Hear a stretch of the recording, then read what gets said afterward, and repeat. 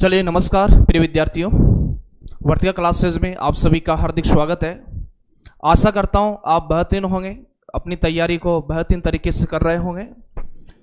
जैसा कि आपको पता है, आज की क्लास में बात करने वाले हैं हिंदी व्याकरण, जो आपका वर्तिका क्लासेस एप्लीकेशन पर एक टेस्ट हुआ था, टॉपिक टेस्ट हुआ था वर्णमाला और लिपि को लेकर के, उस पर अपन बात करेंगे। और यह क्लास वर्ग 2 के लिए तो बहुत महत्वपूर्ण है ही सही, लेकिन आप हिंदी से संबंधित कोई भी तैयारी कर रहे हो इनमें से, उसके लिए भी यह रामबाण साबित होने वाली है। एक एक प्रश्न का संकलन इस तरह से किया है कि आप यदि टॉपिक आपने पूरा पढ़ रखा है या कहीं कुछ भी थोड़ा कमी है तो उसको भी आप यहां पर कंप्लीट कर सकते हो। तो देखिएगा, पहली क्लास है, ठीक है। टेस्ट फर्स्ट का सॉल्यूशन कर रहे हैं, वर्णमाला एवं लिपि और हिंदी शब्दकोश देखना, यह आज का विषय रहेगा। तो कल्पना जी, महेश, दिलीप, सभी जितने भी मेरे साथी जुड़े हैं, सभी का बहुत बहुत स्वागत है। चलिए, तो यहां पर आप देखिएगा, जैसे अब देखिए होता क्या है कि जैसे शुरुआत तो अपन ने कर दी है, आज प्रथम टेस्ट का सॉल्यूशन कर रहे हैं। जब अपन किसी भी काम को प्रारंभ करते हैं तो बड़े उत्साहित होते हैं, बड़े उत्साह में होते हैं। जैसे आप घर से भी निकलते हो, घर से निकलकर आप तैयारी करने जाते हो तो बढ़िया एक जोश में बढ़िया कोचिंग ढूंढते हो, किताबें ढूंढते हो, और जैसे जैसे समय बीतता जाता है आपका वो जुनून, उत्साह, जोश कम होता जाता है। उसी तरह मैं मानता हूं कि आज पहली क्लास से देखने तो सब आएंगे कि पहली क्लास से क्या है, क्या चल रहा है, ठीक है। और फिर कुछ विद्यार्थी धीरे धीरे, क्योंकि अपन कितने टेस्टों का सॉल्यूशन करने वाले हैं, 51 टेस्टों का सॉल्यूशन यहां पर करने वाले हैं। लेकिन किसी भी काम को आगाज से अंजाम तक पहुंचाने के लिए पूर्ण शिद्दत के साथ उसमें लगना पड़ता है, पूर्ण समर्पण के साथ, और इन सब को कंटिन्यू रखने के लिए उस काम के प्रति विश्वास का होना बहुत जरूरी है। तो ध्यान रखिएगा, काम को प्रारंभ करना, आगाज करना, अंजाम तक ले जाना। लेकिन आप देखिएगा, योद्धा वही होता है जो अंत तक लड़ता है, युद्ध अंतिम समय में ही जीते जाते हैं। इसलिए आप ध्यान रखिएगा, पढ़ाई, जैसे आज की क्लास में बहुत सारे नए बच्चे भी आएंगे और कुछ बच्चों को मजा आएगा, कुछ बच्चों को नहीं आएगा। तो मजा उसको आना है जिसके भूख ज्यादा है कि मुझे तो सिलेक्शन लेना ही है। लेकिन फिर ये साथियों, एक बात ध्यान रखना कान खोल करके, कि पढ़ाई रुचि का विषय नहीं है कि मेरी रुचि है। जैसे आप यहाँ तैयारी करते करते आ गए, लेकिन आपकी रुचि तो कुछ और थी, आप यहाँ तक आ गए क्योंकि वर्तमान समय के अनुसार आपने यह विकल्प चुना जो आपको आगे भविष्य में अच्छा लग रहा है। इसलिए आप ध्यान रखिएगा, इस कार्य को प्रारंभ मैंने भी कर दिया है, मेरी भी जिम्मेदारी आगाज से अंजाम तक लेकर जाने की, और उसमें आपका सहयोग भी बहुत जरूरी है। यदि आप उत्साह बना के रखोगे तो मजा आएगा क्लास में। और फिर कह रहा हूं, पढ़ाई इंटरेस्टिंग का विषय नहीं है, पढ़ाई तो तपस्या का विषय है, तपस्या का, ठीक है। तो तपस्या आजकल बहुत कर रहे हैं, और जो देखो तपस्या क्या है, रात की 2-2 बजे तक पढ़ाई करना, रात को आंखें फोड़ना, सब दुनिया और काम कर रही है, आपको पढ़ाई में लगे रहना, ये सब तपस्या ही तो है।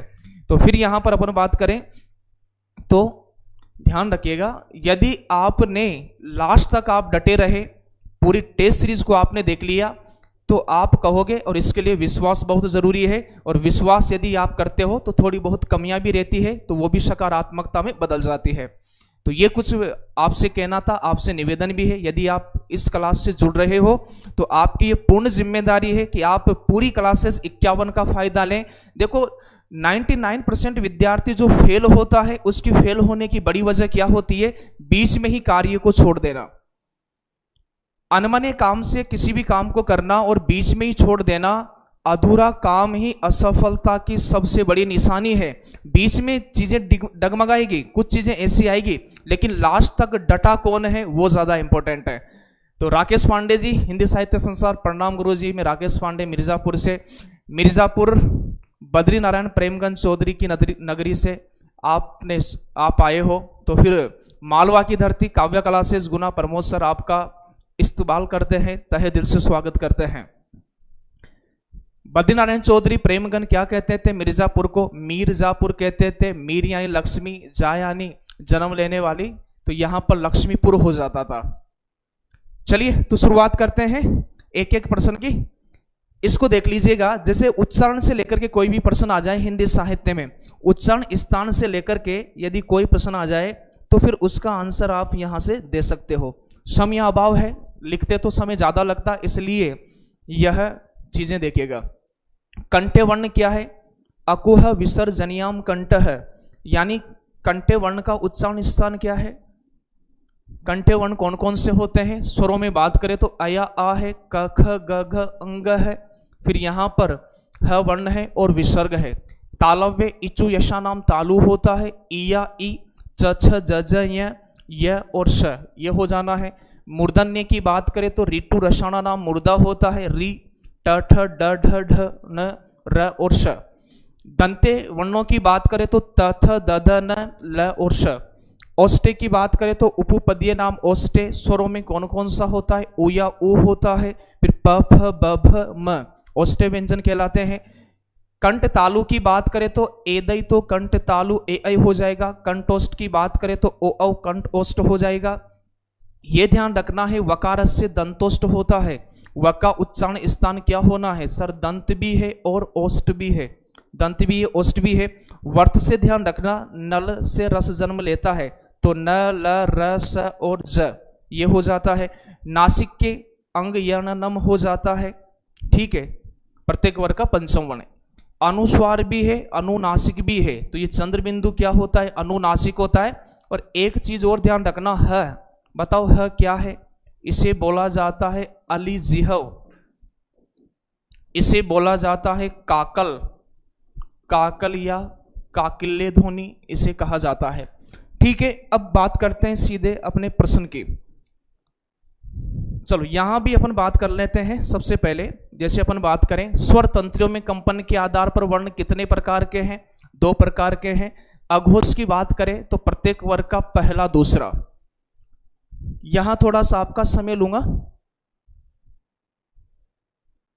ठीक है, यहां थोड़ा समय लूंगा ताकि कोई भी इस क्लास को यदि देख रहे हैं तो उससे ये कॉन्सेप्ट क्लियर हो जाए। उसके बाद में अनवरत अपन ऑब्जेक्टिव प्रश्नों पर बात करेंगे, क्योंकि ये कॉन्सेप्ट यहां क्लियर हो जाएगा तो आगे समझाने में मुझे भी बड़ी आसानी रहेगी और आपको भी बड़ी आसानी होना है। तो यहां पर देखिएगा, अघोष की बात करें तो प्रत्येक वर्ग का पहला दूसरा, प्रत्येक वर्ग का पहला दूसरा क्या होता है? अघोष होता है। तीनों प्रकार के श यहां पर आना है, ठीक है।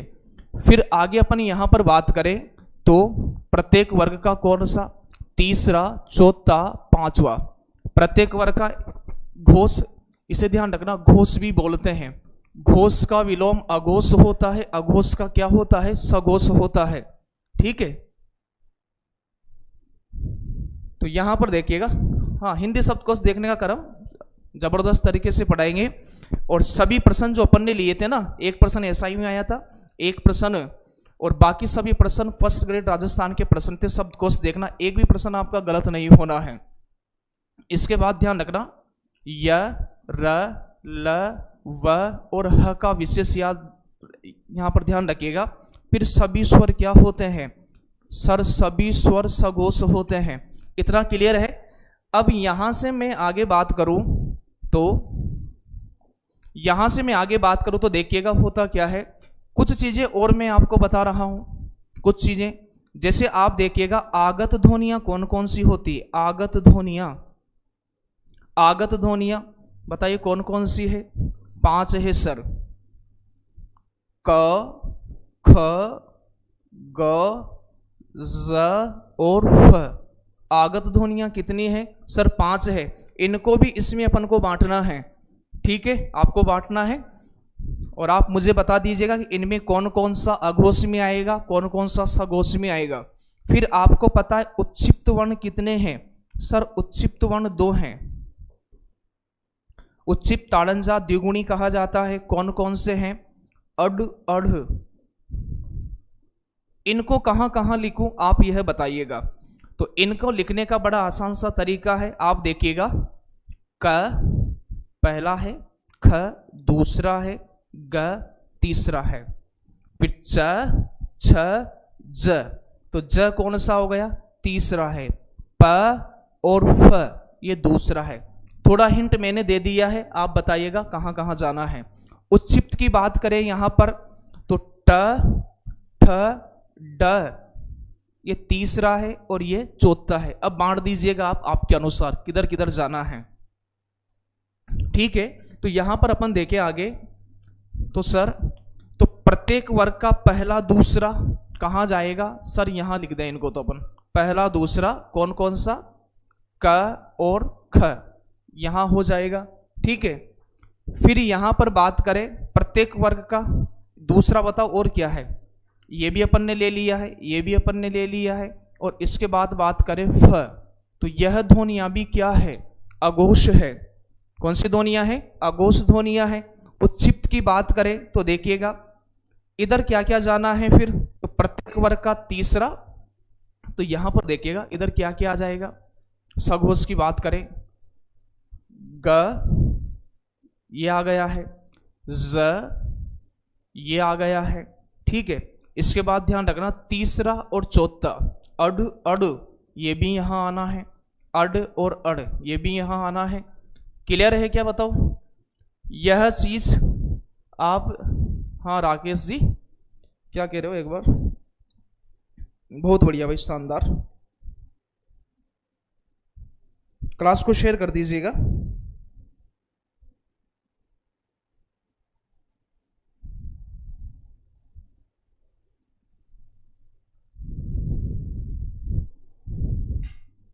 क्लियर है क्या ये बात, यहां पर मुझे आप थम्स अप करके बता दीजिएगा कि सर समझ में आ गया है। चलो, प्रत्येक वर्ग का पहला दूसरा तीनों प्रकार के सघोष की बात करें तो प्रत्येक वर्ग का तीसरा चौथा पांचवा यरलव है और सभी स्वर ये तो क्लियर है।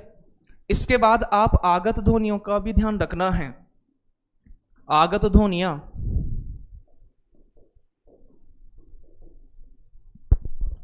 हाँ भाई आपका साथी ऐसा जो एसआई की तैयारी कर रहा है, MPSI, Rajasthan SI, UP TGT, PGT, LT, DSSB, चाहे अपन बात करें बिहार भर्ती की, या फिर आप छत्तीसगढ़ में भी बहुत शानदार वैकेंसीज आने वाली है, तो वहां भी तो ऐसा कोई विद्यार्थी जो हिंदी का अध्येता है, हिंदी से प्रेम रखता है, उसके पास ये क्लास को जरूर भेज दीजिएगा।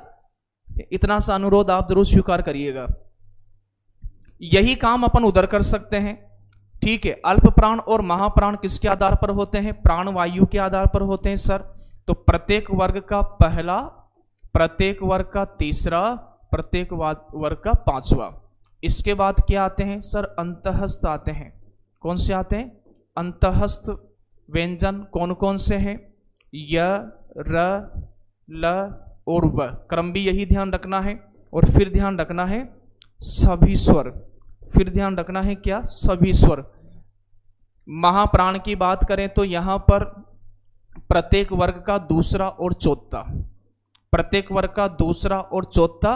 और फिर यहां पर उष्म व्यंजन की बात करें अपन, उष्म व्यंजन, तो उष्म व्यंजन भी यहां आना है। ठीक है, श, श, स, ह ये भी यहां आना है। उधर से भी अपन देख लेते हैं। हाँ, पहला तीसरा पांचवा यरलव, बिल्कुल शानदार। फिर यहां पर देखिएगा, पीछे आइएगा, तो प्रत्येक वर्ग का पहला तीसरा और ये वाला तीसरा और ये वाला तीसरा। तो बताओ उधर क्या क्या लिख दें अपन, प्रत्येक वर्ग का पहला तीसरा पांचवा, तो क, ग, ज, ड, क, ग, ज और अड, ये चीज यहां पर आना है। फिर देखिएगा प्रत्येक वर्ग का दूसरा चौथा वहां, तो दूसरे चौथे में क्या है, ख और अढ़। यहां पर क्या लिख सकते हैं, और यदि ये भी पूछ लेना कि मह, लह और मह, यह भी क्या है, तो यह भी महाप्राण है। ठीक है,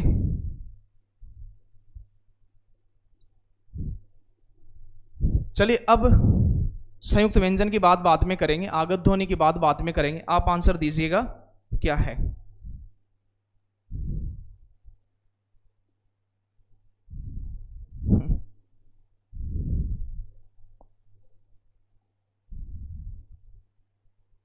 बिल्कुल बिल्कुल हेमलता जी, बिल्कुल बताएंगे।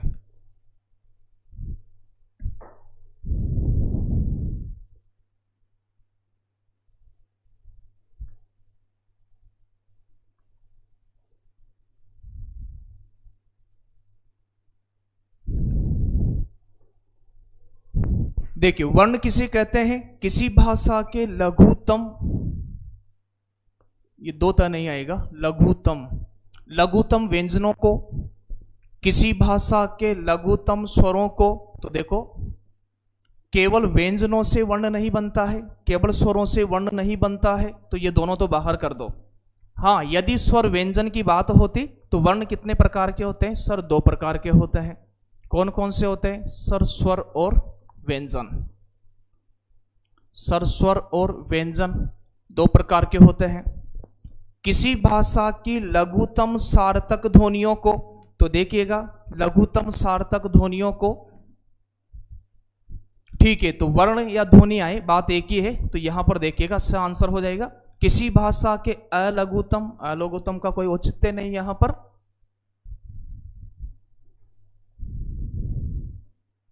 तो इसका राइट आंसर क्या हो जाएगा? विकल्प नंबर से इसका राइट आंसर होना है।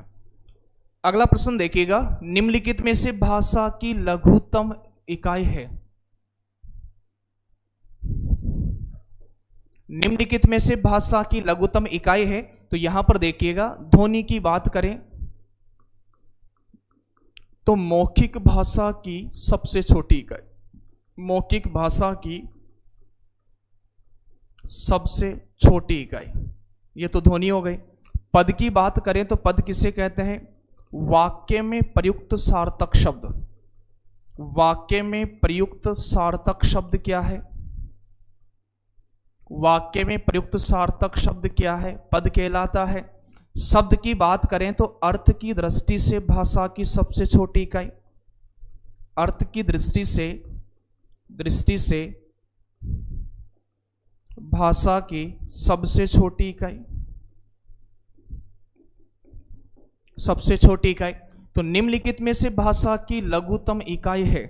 आंसर आपका आया है विकल्प नंबर डी, ऋतुराज, अरविंद, दिलीप, प्रियंका, दीपक मीना, तो सभी का, प्रद्युमन रघुवंशी, राधिका रघुवंशी। तो इसका सही आंसर आपने दिया है विकल्प नंबर द, इसका सही आंसर हो जाएगा। और निम्नलिखित में से भाषा की सबसे छोटी इकाई की बात करें तो वर्ण है, और वर्ण कौन सी भाषा की? लिखित भाषा की। किस भाषा की? लिखित भाषा की सबसे छोटी इकाई है। क्लियर है?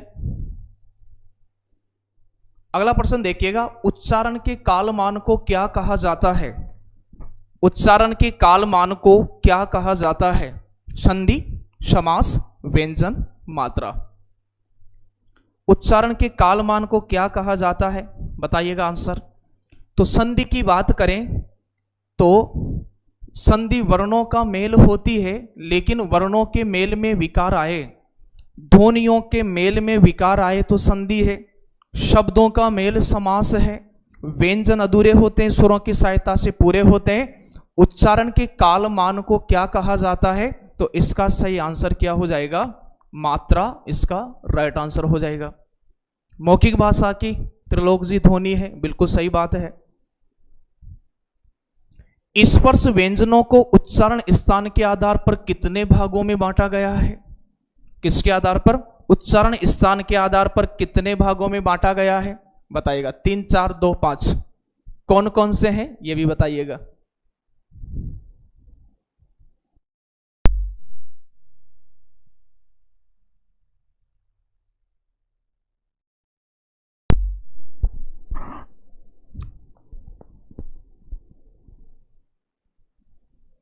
स्पर्श व्यंजनों को तो 5 ही तो वर्ग है। कितने हैं? कु, चू, टू, तू और पू, तो ये 5 वर्ग होते हैं। और इसमें ऊ का लोप हो जाता है, इसलिए इनको ध्यान रखना। पांचों वर्गों को क्या कहा जाता है? इनको उदित वर्ण भी बोलते हैं। क्या बोलते हैं? इनको उदित वर्ण भी बोलते हैं। तो ध्यान रखना, स्पर्श व्यंजनों को उच्चारण स्थान के आधार पर कितने भागों में बांटा गया है? तो कौन कौन से हो गए? कंठे हो गए। क वर्ग किससे होता है? कंठे से हो गया। तालव्य हो गया, मूर्धन्य हो गया, दंत्य हो गया, ओष्ठ्य हो गया। तो इसका राइट आंसर विकल्प नंबर 5 हो जाएगा। अगला प्रश्न देखिएगा, किस क्रम में तालव्य व्यंजन है? किस क्रम में तालव्य व्यंजन है? ट, ठ, ड, ढ, ण। तो यह तो बताओ कौन से हो गए? सर यह तो मूर्धन्य व्यंजन हो गए। क ख ग घ ङ, सर यह कंठे हो गए, कंठे हो गए। च छ ज ज य, च छ ज ज य, यह कौन से हो गए? तालव्य हो गए। इनका उच्चारण स्थान तालु से होता है। त थ द द न, यह बताओ कौन से हो गए? यह दंते हो गए। ठीक है भाई, तो इसका राइट आंसर क्या हो जाएगा? किस क्रम में तालव्य व्यंजन है? अंकिता चौरसिया सी बता रही है। सभी का आंसर बहुत शानदार तरीके से सी आया है, च छ ज ज य। तो विकल्प नंबर स इसका राइट आंसर हो जाएगा। नेक्स्ट अपन बात करें यहां पर, भाषा में स्वतः उच्चरित ध्वनियों को निम्नलिखित में से किस नाम से जाना जाता है? भाषा में स्वतः उच्चरित ध्वनियों को किस नाम से जाना जाता है? प्रश्न संख्या लिख करके आंसर दोगे ना तो मुझे लगेगा कि आप बिल्कुल सही तरीके से जा रहे हो आगे। ठीक है, और एक बार आप क्लास को शेयर कर दीजिएगा दबा करके।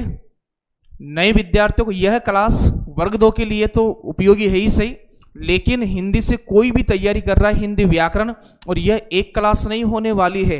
हिंदी व्याकरण की लगभग 25 क्लास पूरी प्लेलिस्ट रहेगी, और किसी भी भर्ती परीक्षा में यदि यहां से वो पढ़ता है, ठीक है, पूरे विश्वास के साथ, तो निश्चित ही उसे अभीष्ट सफलता प्राप्त होने वाली है। डी इसका राइट आंसर। स्वतः उच्चरित ध्वनियां कौन सी है? अक्षर तो नहीं है, ठीक है। अक्षर की बात करें, उच्चारण के आधार पर भाषा की सबसे छोटी इकाई है। ध्वनि की बात करें, मौखिक भाषा की सबसे छोटी इकाई वर्ण लिखित भाषा के हो गए। स्वर स्वतः उच्चरित ध्वनियां होती है, इनके उच्चारण में वायु निर्बाध गति से बाहर निकलती है। तो विकल्प नंबर द इसका सही आंसर हो जाएगा। हिंदी वर्णमाला में मूल स्वर कितने हैं? बताइएगा। 6, 7, 4 और 2। देखिएगा, अपन बात करें व्युत्पत्ति के आधार पर, व्युत्पत्ति रचना या फिर बनावट के आधार पर स्वरों को कितने भागों में बांटा जाता है? व्युत्पत्ति, रचना और बनावट के आधार पर देखिएगा कितने भागों में। एक तो मूल स्वर होता है, एक संधि स्वर है, एक संधि स्वर है। मूल स्वर कितने हैं? तो मूल स्वर 4 हैं। ऐसे स्वर जिनके टुकड़े नहीं किए जा सकते, अ, ई, उ और री।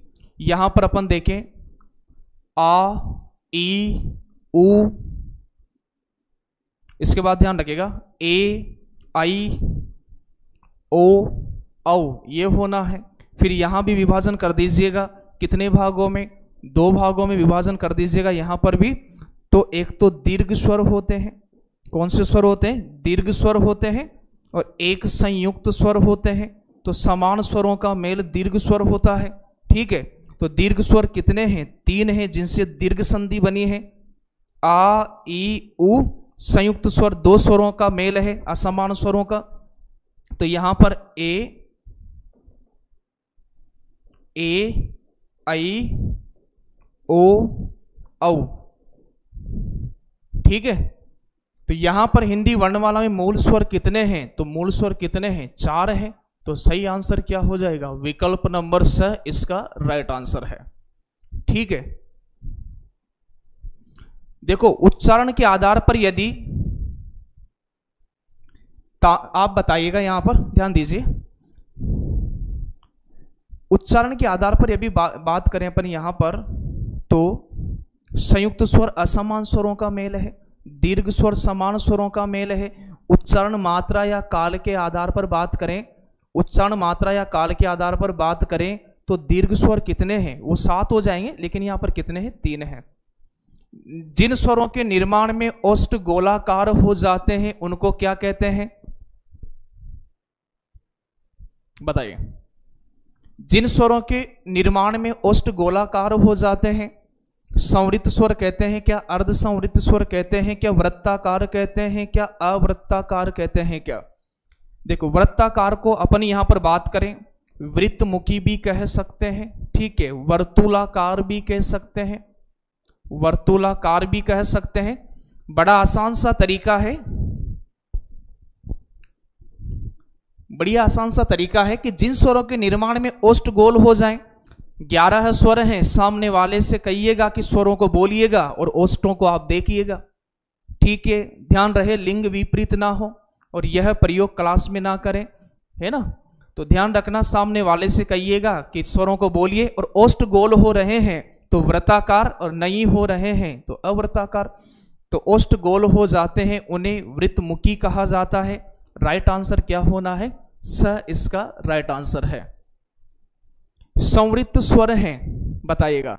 संवृत्त स्वरों की बात करें तो मुखाकृति के आधार पर स्वरों को यहां पर बांटा गया है, ठीक है। मुखाकृति के आधार पर कौन कौन से होते हैं? संवृत्त होते हैं, अर्ध संवृत्त होते हैं, संवृत्त होते हैं, अर्ध संवृत्त होते हैं, अर्ध विवृत्त होते हैं, अर्ध विवृत्त होते हैं और विवृत्त स्वर होता है। कौन सा स्वर होता है? विवृत्त स्वर होता है। फिर यहां पर, हाँ बिल्कुल, तो यहां पर देखिएगा शुरुआत कहां से करना है, यहां ध्यान रखना। अ आ ई, इधर ध्यान रखो, उ, फिर ध्यान रखिएगा री को अपन ने हटाई दिया था, ए, आई, ओ और औ। वे स्वर जिनके उच्चारण में मुख बहुत कम खुलता है तो संवृत्त स्वर कहलाते हैं। क्या क्या है बताओ, क्या क्या है? ई, उ। ऑप्शन नंबर 1 किसका राइट आंसर हो जाएगा? ये मिल गया ना यहां पर। अर्ध संवृत्त पूछा जाता तो ए ओ हो जाता, अर्ध विवृत पूछा जाता तो अ ऐ औ हो जाता। विवृत स्वर ध्यान रखना आ है, वह स्वर जिसके उच्चारण में मुंह पूरा खुल जाए। आप चेक कर लीजिएगा यहां पर, जैसे ए आई दोनों अलग अलग होते। व्यंजन ध्वनियों का वर्गीकरण प्रमुखतः कितने आधारों पर किया जाता है? इसका आंसर बताइएगा। शब्दकोश से कोई प्रश्न गलत नहीं होगा, मैं दावा कर रहा हूं। ध्यान पूर्वक 7 प्रश्न हिंदी शब्दकोश देखने से है। 7 प्रश्न को वहां समय अपन अच्छे से उनको देखते हुए धैर्य के साथ चीजों को करेंगे। व्यंजन ध्वनियों का वर्गीकरण मुख्यतः कितने आधारों पर किया गया है? 1, 2, 3, 5। और बताओ कौन कौन सा है? तो इसका राइट आंसर क्या होना है? विकल्प नंबर 2, क्योंकि यहां पर देखिएगा कौन कौन से हैं। एक तो अपन व्यंजनों को पढ़ते हैं उच्चारण के आधार पर। किसके आधार पर पढ़ते हैं? उच्चारण के आधार पर। एक अपन पढ़ते हैं प्रयत्न के आधार पर। प्रयत्न के आधार पर, प्रयत्न के आधार पर अभ्यंतर प्रयत्न, बाह्य प्रयत्न, यहां पर 8 प्रकार से पढ़ते हैं। तो इसलिए व्यंजन ध्वनियों का वर्गीकरण कितने आधार पर होता है? 2 आधार पर। चलिए, यदि अभी टेस्ट सीरीज आप लेते हो, ये पहला टेस्ट इसका सॉल्यूशन कर रहे हैं। कल जो आपकी क्लास रहेगी वह किसकी रहना है? पूरे 50 प्रश्न रहेंगे कल की क्लास में। कल 9 बजे जुड़ना न भूलिएगा, संधि व संधि विच्छेद वाली क्लास रहेगी, ठीक है। तो 50% का ऑफ चल रहा है। वर्तिका क्लासेस एप्लीकेशन आप डाउनलोड कर सकते हो।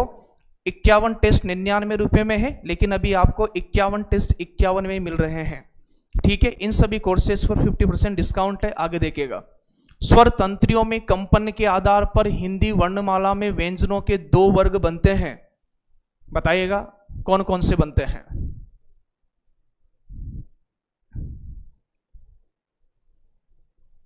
कल्पना दिलीप, दीपिका साहू,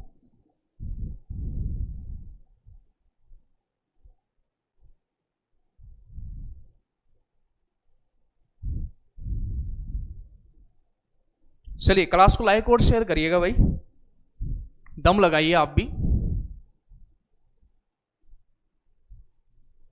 तो यहां पर देखिएगा, स्वर तंत्रियों में कंपन के आधार पर ध्यान रखना 2 प्रकार के वर्ण होते हैं, अघोष होते हैं और सघोष होते हैं। अभी तो बताया है ना, अघोष होते हैं और सघोष होते हैं। सघोष व्यंजन नहीं है। कौन सा पूछा है? सघोष व्यंजन नहीं है। तो सघोष में अपन ने क्या देखा है? सघोष में अपन बात करें प्रत्येक वर्ग का तीसरा, चौथा, पांचवा।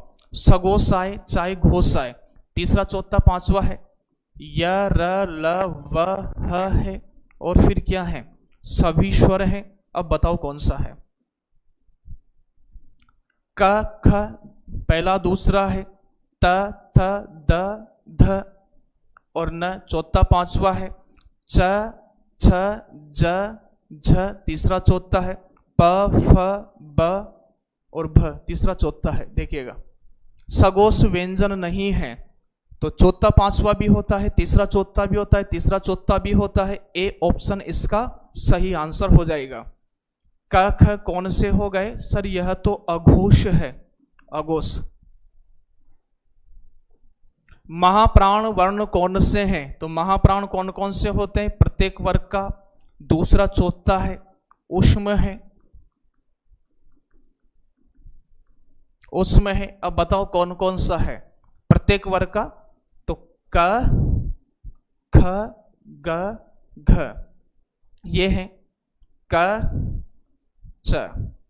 यह तो आप देखिएगा अंतःस्थ कौन से होते हैं? यह तो अल्प प्राण होते हैं, ये अल्प प्राण होते हैं। त, थ, द तो पहला तीसरा भी अल्प प्राण होता है। तो इसका सही आंसर क्या होना है? विकल्प नंबर अ इसका राइट आंसर है। स्वर होते हैं, ये थोड़ा प्रश्न है ना आपको, इसमें ऑप्शन ऐसा लग रहा है कि दो सही है। आप देखिएगा स्वर होते हैं, यहां मैंने आपको समझाया है स्वर होते हैं। तो सगोश भी होते हैं और अल्प प्राण भी होते हैं। सही है, सगोश तो इसमें दे ही नहीं रखा है। बताओ आंसर क्या है फिर? तो सही बात है।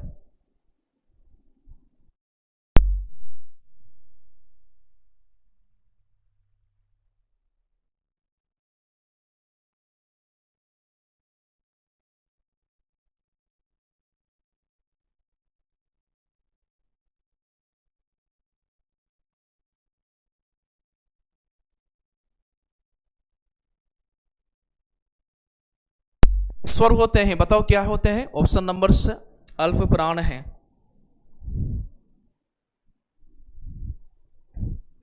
व्यंजन वर्गीकरण की दृष्टि से, व्यंजन वर्गीकरण की दृष्टि से ल व्यंजन किस वर्ण भेद में रखा जाएगा? तो ऋतु, लसा। अच्छा दो आंसर है, यही मैं सोच रहा था। स्वर होते हैं अभी बताया, देखिए इसमें दो आंसर या अ दिया है, आप उसको सही मान के चलें। लास्ट में पूछूंगा किसके टेस्ट में कितने कितने प्रश्न सही हुए थे और अभी क्लास में कितने सही हुए हैं। ठीक है, व्यंजन वर्गीकरण की दृष्टि से ल व्यंजन किस वर्ण भेद में रखा जाएगा? बताओ। व्यंजन वर्गीकरण की दृष्टि से ल तो ऋतु, लसा, नाम, दंता होता है। इसका आंसर क्या होना है? 15वें प्रश्न का आंसर आपने बी दे रखा है। अच्छा अच्छा अच्छा, वर्ष से भी, चलो ऑप्शन पढ़ना पड़ेगा मुझे, चारों ही ऑप्शन पढ़ना पड़ेगा।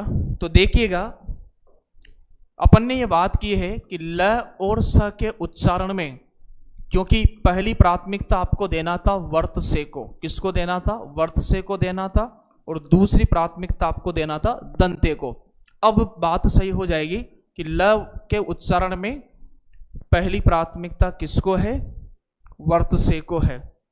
ठीक है, तो ल और स के उच्चारण में पहली प्राथमिकता किसको देना है? वर्त से को देना है, क्योंकि वर्त से कितने हैं? तो न, ल, र, स और ज, इस तरह से। तो फिर र के उच्चारण में, र के उच्चारण में बताओ पहली प्राथमिकता किसको दोगे? तो र के उच्चारण में पहली प्राथमिकता आपको वर्त से को देना है। सर वर्त से का तात्पर्य क्या है? मसूड़े की सहायता से बोले जाने वाले वर्ण। और यहां पर अपन र की बात करें तो ऋतु, रसाना, मूर्धा ये होना है। क्लियर हो गया यहां पर? तो हाँ, नल से रस जन्म लेता है, ट्रिक याद है भाई आपको। द्वित्व का प्रयोग किस शब्द में नहीं हुआ है? तो द्वित्व कहते किसे हैं? कहते किसे हैं? तो एक ही व्यंजन क्रमशः 2 बार आए। एक ही व्यंजन क्रमशः कितनी बार आए? 2 बार आए। उसे कौन सा बोलते हैं? द्वित्व व्यंजन बोलते हैं। बताइएगा। तो यहां भी है, डबल त है, डबल ग है, तो इसका आंसर क्या हो जाएगा? वल्गा। जी कृष्णा जी, और शानदार।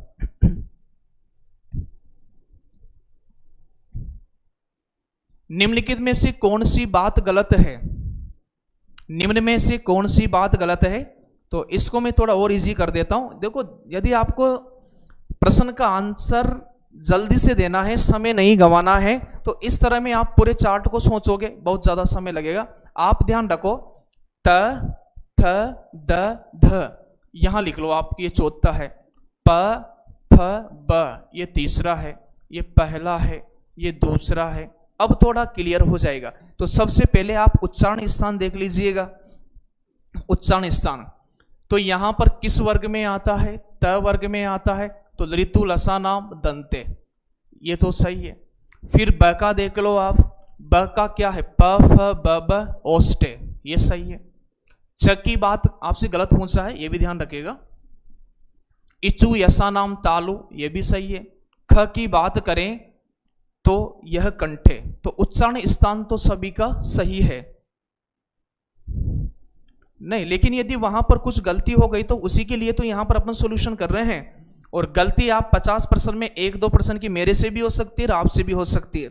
इसीलिए यह क्लास ली जा रही है कि आपका एक ही काम आपने वहां मतलब मजबूती के साथ टॉपिक क्लियर हो जाए। आपने पहले थ्योरी पढ़ी, उसका फिर आपने टेस्ट दिया, टेस्ट में पेपर कैसा आता है उसकी फीलिंग आपको आ गई, और कुछ गलतियां हो गई होगी तो यहां पर समाधान है।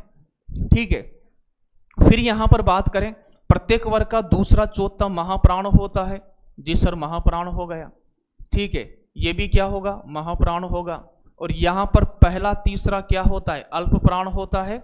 लेकिन ये बात गलत हो गई, प्रत्येक वर्ग का पहला तीसरा पांचवा क्या होता है? अल्प प्राण होता है।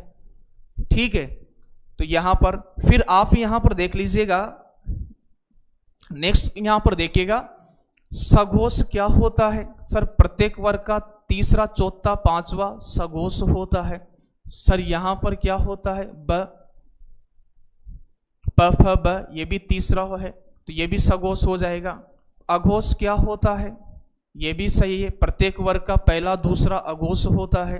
फिर यहां पर ये भी क्या होता है? अघोष। इसकी वजह से गलत हो गया। तो बताओ आंसर क्या होना है? विकल्प नंबर ब इसका राइट आंसर है। स्वर रहित र का प्रयोग हुआ, स्वर रहित र का प्रयोग हुआ, तो देखो किसमें हुआ भाई? ट, र, अ, क और अ। पुनर्निर्माण में देखो आप, पुनर्निर्माण में देखिएगा तो यहां पर देखिएगा, प, उ, न और अ, और फिर ये र, ये वाला र यहां उतर जाएगा। उसके बाद क्या है? न और फिर ई, फिर यहां पर देखिएगा र प्लस म प्लस आ प्लस न प्लस अ। तो यहां पर बताओ कौन सा आंसर हो जाएगा? र के बाद में स्वर नहीं आ रहा है, यहां भी र के बाद में स्वर नहीं आ रहा है, तो यही हो जाना है। त्राटक में त्रा की बात करो, त और र और आ, तो यहां पर स्वर के साथ हुआ है। त्रु की बात करें तो त, र और उ, तो बताओ यहां भी स्वर के साथ आया है। तो इसका सही आंसर क्या है? विकल्प नंबर ब। ठीक है, इसे कौन सा र बोलते हैं बताओ? तो इसको ध्यान रखना, रेफ र बोला जाता है। सामने वाले के ऊपर ये जाता है, रेफ र। उच्चिप्त ध्वनि का प्रयोग हुआ है, उच्चिप्त ध्वनि का प्रयोग हुआ है, इसे बोलते हैं उच्चिप्ति बोलते हैं। ताड़न जात भी कहा जाता है। क्या कहा जाता है? ताड़न जात भी कहा जाता है। और क्या कहा जाता है? द्विगुणी भी कहा जाता है। तो बताओ किसमें हुआ है? पढ़ाई में हुआ है। ठीक है, यहां पर कितनी हैं? 2 हैं, अढ़ अड़। ठीक है, इसमें ध्यान रखिएगा, शब्द शुद्धि में यहां से पूछा जाता है। इनका प्रयोग कभी भी अंग्रेजी शब्दों में नहीं होता है, शब्द के प्रारंभ में नहीं होता है, उपसर्ग के बाद नहीं होता है। श, श, स, ह कौन से व्यंजन कहलाते हैं? क्या प्रकंपी है, क्या स्पर्शी है, क्या संघर्षी है, या फिर स्पर्श संघर्षी है, बताइएगा।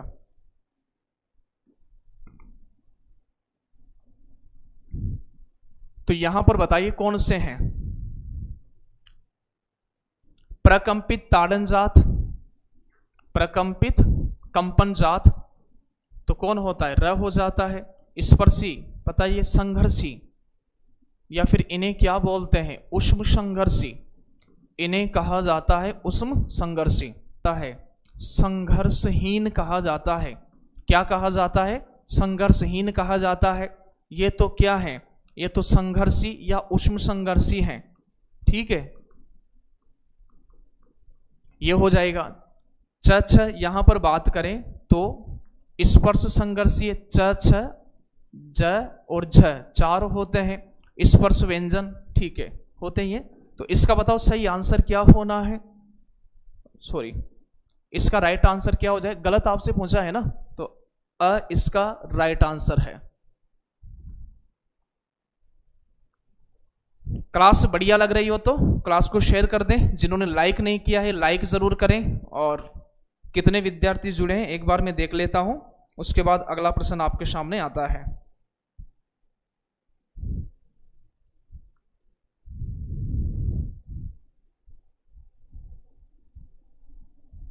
फिर देखिएगा रू का वर्ण विच्छेद किस क्रमांक में है, रू का वर्ण विच्छेद किस क्रमांक में है। तो देखिएगा यहां पर यदि ऐसा आता तो फिर क्या होना था, सर र और उ, और ऐसा आता है तो फिर क्या होगा, सर र और उ। तो बताओ कहां पर है, विकल्प नंबर ब इसका सही आंसर है। 22वें का क्या होना है, ब इसका सही आंसर हो जाएगा। राधा, अंजलि, आदर्श, कृष्णा, कल्पना, बिल्कुल सही आंसर आ रहा है आपका। संगीता, विष्णु, अरविंद, सोनिया, दिलीप। चलिए,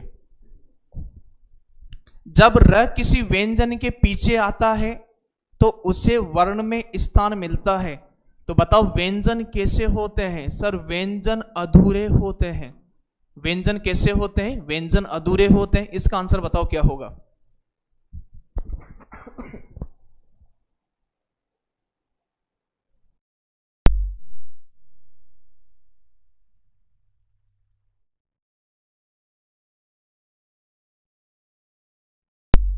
इसका आंसर क्या होना है बताइएगा। जैसे आप यहां पर देखिएगा, एक शब्द में देता हूं, यहां पर यह कह रहा है कि जब र किसी व्यंजन के पीछे आए तो व्यंजन कैसा होता है, अधूरा होता है। और यहां पर आए तो बताओ इसे कहां लिखते हैं। तो अधूरे व्यंजन के साथ यदि पूरे र को लिखोगे तो फिर यह नीचे आता है, ठीक है, कहां आता है, फिर यह ये वाला नीचे आता है। और इसमें यदि मैं म और लगा देता तो फिर क्या बन जाता, ड्रम बन जाता, नीचे आता है। जैसे अपन बात करें यहां पर ड के साथ अधूरे व्यंजन के साथ र जोड़ा तो ड्र बन जाएगा, और उसमें ग जोड़ा तो फिर ड्रग बन जाएगा। तो जब र किसी व्यंजन के पीछे आता है, इसे बताओ कौन सा र बोलते हैं, पूरा वाला र, यह पदेन र होता है। कौन सा र होता है, पदेन र। तो इसका आंसर विकल्प नंबर ब इसका सही आंसर है।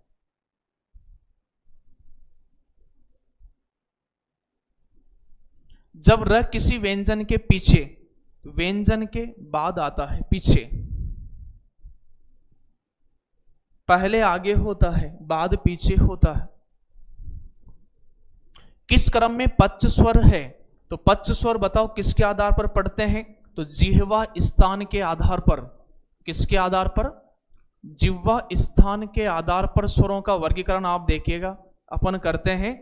ये आपकी जिह्वा हो गई, मध्य स्वर से आपको लेना है। किस स्वर से, मध्य स्वर होता है, अग्र स्वर होता है, पश्च स्वर होता है। कितने भागों में, 3 भागों में।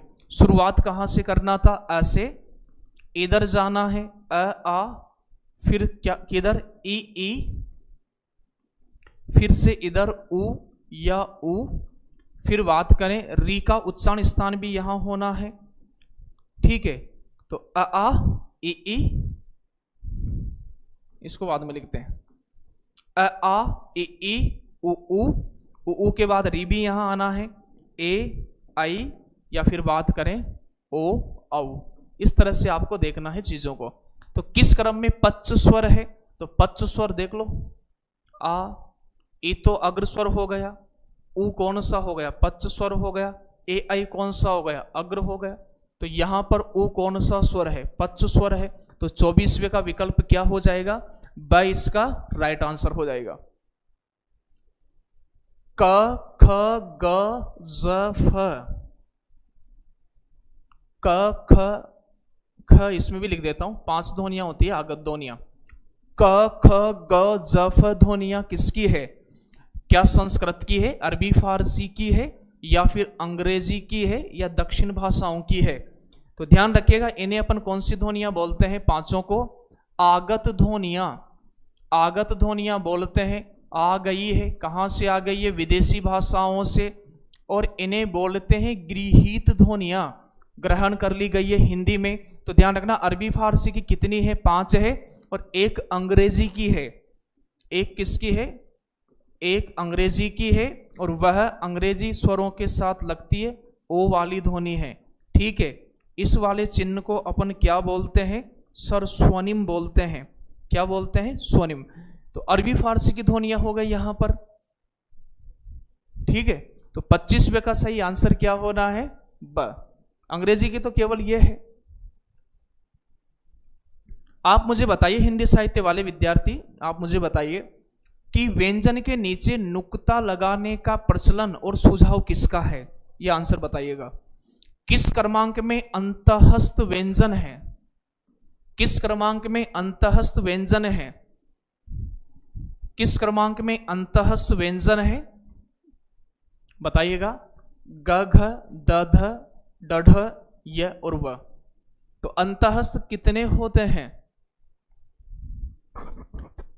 ठाकुर दीन प्रजापति, बिल्कुल सही आंसर है। राजा शिव प्रसाद, सितारे हिंद। कामता प्रसाद गुरु गलत है, कामता प्रसाद गुरु हिंदी के पाणिनि कहलाते हैं। राजा शिव प्रसाद सितारे हिंद ने यह कार्य किया है। ठीक है, तो किस क्रमांक में अंतःस्थ व्यंजन है, विकल्प नंबर द इसका सही आंसर हो जाएगा। शाबाश, बढ़िया, आपको बेहतरीन नॉलेज है, बहुत शानदार आपने पढ़ रखा है। ठीक है, यरलव क्रम भी याद रखिएगा उसका। निम्नलिखित में से अयोग वाहक किसे कहा गया है, तो यानी अ यानी क्या हो गया, सर नहीं हो गया। योग यानी क्या हो गया, योग यानी जोड़ना हो गया, जोड़ना। और वाह यानी क्या हो गया, सर वहन करना हो गया, यानी शामिल करना। तो निम्नलिखित में से अयोग वाह, तो ऐसे वर्ण जिनका उच्चारण न तो स्वर में होता है, या जिनको ना स्वर में गिनेंगे ना व्यंजनों में गिनेंगे, अयोग वाह है। और बताओ क्या क्या है, विसर्ग और अनुस्वार, विसर्ग और अनुस्वार, विसर्ग और अनुस्वार। ठीक है, तो विकल्प नंबर बी इसका सही आंसर होना है। अगला प्रश्न देखिएगा, किस ध्वनियों को अनुस्वार कहा गया है, बढ़िया प्रश्न है, आंसर दीजिएगा इसका। किस ध्वनियों को अनुस्वार कहा गया है, अनुस्वार कहा गया है, बताइए। स्वर के बाद में आने वाली नासिक ध्वनियां, स्वतंत्र रूप से उच्चरित ध्वनियां, तो स्वतंत्र रूप से उच्चरित ध्वनियां तो स्वर है। स्वर के साथ आने वाली ध्वनियां, या फिर व्यंजन के बाद में आने वाली ध्वनियां। तो अनु यानी पीछे, स्वर यानी स्वर, तो स्वर के बाद यानी पीछे आने वाली नासिक की ध्वनियां अनुस्वार है। विकल्प नंबर ए इसका सही जवाब है। तो प्रिय विद्यार्थियों, क्लास कैसी लग रही है, जिन्होंने लाइक नहीं किया है लाइक जरूर कीजिएगा और शेयर जरूर करें क्लास को, और उस बच्चे तक पहुंचाइएगा जो बहुत संवेदनशील है अपनी सफलता को लेकर के, जो अभावों में जी रहा है और जो बेहतरीन तरीके से कॉन्सेप्ट क्लियर करना चाहता है, तो जरूर आप बताइएगा उसको। अनुनासिक का संबंध होता है, तो अनुनासिक का संबंध बताओ। अनुनासिक किसको बोलते हैं, चंद्र बिंदु को बोलते हैं। अनुनासिक और स्वर के साथ बोला जाता है, ध्यान रखना। अनुनासिक का उच्चारण स्वर के साथ होता है और अनुस्वार का स्वर के बाद होता है। तो नाक और मुख से विकल्प नंबर स इसका सही जवाब होगा। अनुनासिक ध्वनियों का सही क्रम है, ठीक है, अनुनासिक ध्वनियों का सही क्रम है। तो आप ध्यान रखना, जैसे अपने तो वर्ग के अनुसार ध्यान रखना, संस्कृत में माहेश्वर सूत्रों के अनुसार पंचम वर्ण को गिना जाता है, तो संस्कृत में बात करें तो संस्कृत में यम गणनम नासिका च होता है।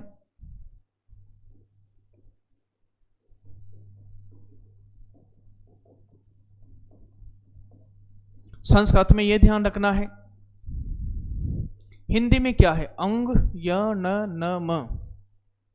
ऑप्शन नंबर ब इसका सही जवाब हो जाएगा।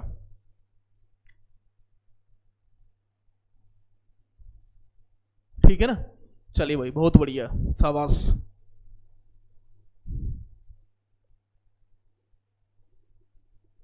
ओ औ किस प्रकार का वर्ण है? तालव्य है, मूर्धन्य है, दंतोष्ट है, कंठोष्ट है। तो यहां पर ध्यान रखना, व का उच्चारण स्थान दंत है और ओष्ठ है, वह ध्यान रखना विशेष करके। एदे तो कंठ तालव्य होता है, ए आई आ जाता तो बताओ क्या हो जाता? कंठ तालु होता। ओदे तो कंठोष्टे, तो बताओ विकल्प नंबर द इसका सही जवाब होगा। फिर देखिएगा, अपभ्रंश के 8 स्वरों के पश्चात हिंदी में किस 2 नए स्वरों का विकास हुआ? बताइए। उए का, तो अपभ्रंश के 8 स्वरों की बात करें, अपभ्रंश के कितने स्वरों की बात करें? 8 स्वरों की। तो देखिएगा कौन कौन से? आ, ई, फिर ध्यान रखना उ, छ, तो ये हो गए, और एक ए और एक ओ। ठीक है, और री ये संस्कृत का है ही सही, और यह विकृत हो गया है, वर्तमान में री बोला जाता है। तो यह किससे मिलकर के बना है? र और इससे मिलकर के बना है। तो बताइएगा फिर नए स्वर कौन कौन से जुड़ गए हैं? तो नए स्वर आई औ जुड़ गए हैं, तो द इसका सही जवाब होना है। शब्दकोश के प्रश्न आने वाले हैं बहुत जल्दी, क्योंकि 33वें प्रश्न पर अपन पहुंच गए हैं। अपनी गाड़ी बढ़िया आज फास्ट चल रही है। छ ध्वनि किसके अंतर्गत आती है? ठीक है, तो यहां पर छ, त्र, ज और स्र। ठीक है, संयुक्त व्यंजन किसे कहते हैं? असमान व्यंजनों का मेल कहलाता है संयुक्त व्यंजन। त्र, ज और स्र, तो किस किस से मिलकर के बना है? क और स से मिलकर। कभी कभार ध्यान रखना, इसका यदि पीछे स्वर निकाल दिया ना, तो इसका विश्लेषण फिर ये हो जाएगा। यदि दोनों ही अधूरे कर दिए तो ध्यान पूर्वक देखना ऑप्शन को, फिर ये हो जाएगा। त्र किससे मिलकर के बना है? सर त और र से मिलकर के बना है, ज और य से मिलकर के बना है, और स्र किससे मिलकर के बना है? स और र से। तो ये 4 तो क्या हो गए? 4 तो संयुक्त वर्ण हो गए। कितने हो गए? 4। लेकिन एक आपने यह देखा किससे मिलकर के बना है? तो यह स और री से मिलकर के बना है। ज किसके योग से बना है? अभी हाल बताया है, ऋतुराज राजपूत। अच्छा, वर्ग 3 वाले विद्यार्थी देख रहे हो तो बताओ कौन कौन कितने विद्यार्थी जुड़े हैं। चाहे आप राजस्थान रीट की तैयारी कर रहे हैं, वर्ग 2 की तैयारी कर रहे हैं, शानदार क्लास रहेगी आप सभी के लिए, क्योंकि वर्णमाला तो सभी जगह आना है। ज किसके योग से बना है? तो विकल्प नंबर द इसका राइट आंसर हो जाएगा।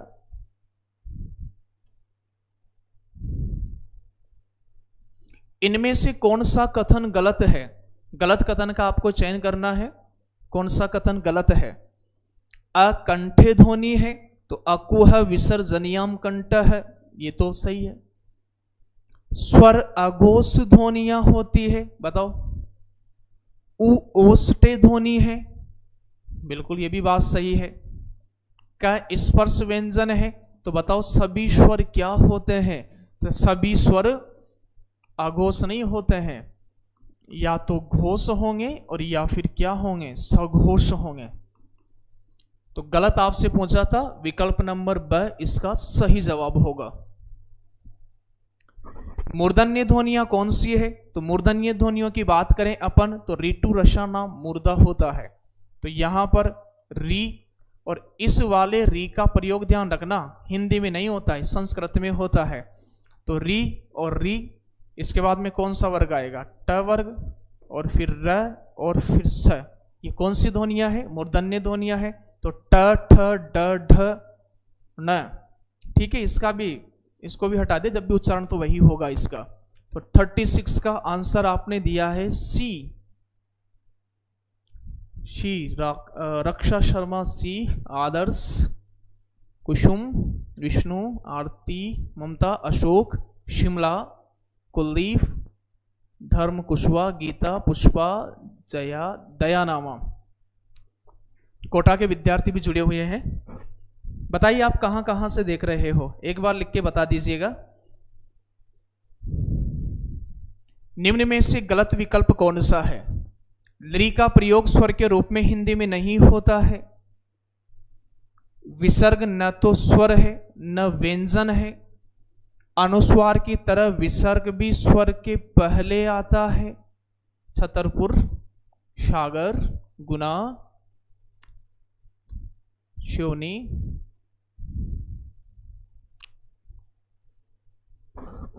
इंदौर से बड़वानी, प्रयागराज उत्तर प्रदेश, शिवपुरी एमपी, धार एमपी, इंदौर, विदिशा, छतरपुर, आरोन, इंदौर, दतिया, खरगोन, मतलब मध्य प्रदेश के तो कोने कोने में आपने पहुंचा दिया है।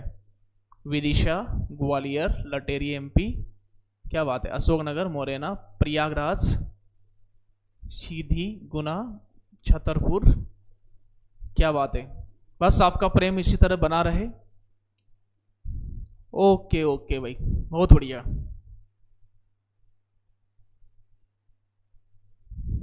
रीवा, सीधी, छतरपुर, चलिए बहुत बढ़िया, स्वागत है आप सभी का। तो यहां पर देखिएगा, लृ का प्रयोग स्वर के रूप में हिंदी में नहीं होता है। लृ का प्रयोग स्वर के रूप में हिंदी में नहीं होता है, ये तो सही बात है। ऋतु, लसा, नाम, दंता, विसर्ग न तो, जैसे तवलकार वहां पर अपन बात करते हैं, यण संधि में संस्कृत में होता है ना, ई, उ, री और लिरी, इसका लृ का लय वहां पर हो जाता है तवदन लृकार संस्कृत में, तो ये भी सही है। विसर्ग न तो स्वर है न व्यंजन है, ठीक है भाई, अयोग वहा है। अनुस्वार की तरह विसर्ग भी स्वर के पहले आते हैं। स्वर के पहले कहां आते हैं? किसी भी स्वर के बाद आते हैं। जैसे यहां पर देखिएगा, प्रातः है तो अस्वर के बाद विसर्ग आया है। रस्व, स्वर की उत्पत्ति दूसरे स्वरों से नहीं होती है, बिल्कुल नहीं होती है, क्योंकि कितने हैं? अ, ई, उ और री। तो बताओ सही आंसर क्या दे रहे हो? विकल्प नंबर सी। क्या होना है? सी इसका राइट आंसर हो जाएगा।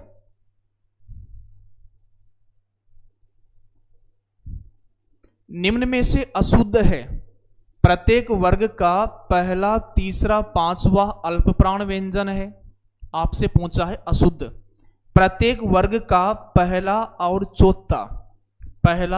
चौथा वर्ण तथा उष्म वर्ण महाप्राण होते हैं। तो महाप्राण दूसरा और चौथा। अल्प प्राण की अपेक्षा महाप्राण वर्णों में प्राणवायु का अधिक उपयोग होता है, सही बात है। क्षत्र और जे की गणना स्वतंत्र वर्णों में नहीं होती है, बिल्कुल नहीं होती है। किसमें होती है? संयुक्त में होती है, तो ये भी सही है। तो बताइए इसका आंसर क्या होना है? 38वें प्रश्न का आंसर ब सही होगा। कौन सा विकल्प? ब वाला इसका राइट आंसर है। चलिए, संधि की दृष्टि से संगत विकल्प का चयन करें। यहां तो क्या आया था पता नहीं है इसका, खैर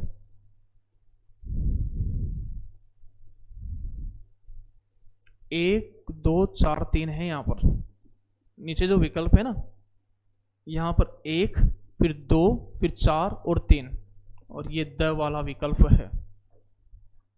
चलो ध्यान पूर्वक देख लीजिएगा। मूल स्वर कितने हैं? अ, ई, ऊरी। तो क में अपन लगा दे 3, चलो यहां मिल गया है। दीर्घ स्वर की बात करें, दीर्घ स्वर कौन कौन से हैं? आ, ई, उ, ऐ, ये हो जाएंगे, ठीक है। तो फिर दूसरा हो गया। अल्प प्राण की बात करें तो य, र, अंतहस्त क्या होते हैं? अल्प प्राण होते हैं। अघोष की बात करें तो क, ख अघोष व्यंजन, च छ प फ और ये उस्म, तो फिर ये अघोष होते हैं। तो एक, तो बताइए क्या हो जाएगा, स इसका सही जवाब होगा। विंदा रेकवार 39 का स, सुधांशु स, बिल्कुल सही। आपने जवाब आज बिल्कुल सही दिया है, शायद ही कुछ विद्यार्थियों को गलत आंसर हुए होंगे, तो स इसका सही जवाब हो जाएगा। सुमेलित कीजिएगा, तो यहां पर देखिएगा सुमेलित कीजिएगा। नीचे द वाला विकल्प की बात करें 2 4 1 3, तो यहां पर चलो यहां तो दिख रहा है, ये कौन सा विकल्प है, द वाला। मिलान कर दीजिएगा इनका। अकुह विसर्जनियाम कंठः तीसरे के साथ करो, ऋतु लसानाम दंता एक के साथ करो, न नासिका 4 के साथ करो, श की बात करें इचु यशानाम तालु 2 के साथ। तो यहां भी आंसर क्या होना है, विकल्प नंबर स इसका सही जवाब होगा। इनमें से किस वर्ण का उच्चारण, अब शानदार प्रश्न आने वाले हैं 43 से ना, और कमर कस लीजिएगा और बड़े अपन तसल्ली के साथ धैर्य के साथ एक एक ऑप्शन को देखेंगे। यहां अपन ने स्पीड बढ़ाकर रखी है क्योंकि यह टॉपिक आपने बेहतरीन तरीके से पढ़ रखा है, और फिर भी प्रश्न कोई भी पूछा जाएगा तो इनमें से आ जाएगा। फिर इनमें से किस वर्ण का उच्चारण कंठोष्ठ है, एदेतो का तो कंठ तालु होता है, वकार से दंतोष्ठ होता है, बताइए क्या है, ओदे तो कंठ ओष्ठ होता है, इसका केवल ओष्ठ ही होता है, ठीक है। तो ओ और औ का उच्चारण स्थान क्या होना है, कंठोष्ठ होना है, ठीक है, कंठोष्ठ होना है। तो 41 का क्या होना है, विकल्प नंबर ब इसका सही जवाब है। किस क्रमांक में ई स्वर का सही उच्चारण स्थान है, तो इचु यशानाम तालु, ये हो जाएगा। निम्नलिखित में से कंठ तालव्य स्वर कौन से हैं, बताओ। एदई तो कंठ तालव्य, ठीक है।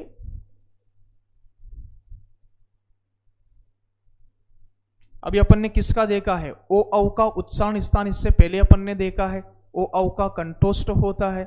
आपसे यहां कंठ तालव्य की पूछा है, तो एदे तो कंठ तालव्य हो जाएगा। 50 प्रश्न अपन को करना है, 7 प्रश्न में समय लगेगा। अब कितना समय लगेगा वो आपकी उपस्थिति बताएगी और आपका सही आंसर आप, क्योंकि अपन को एक एक प्रश्न को विश्लेषण करके देखना है। तो 43 का क्या है। और अब प्रश्न आते हैं हिंदी शब्दकोश देखना।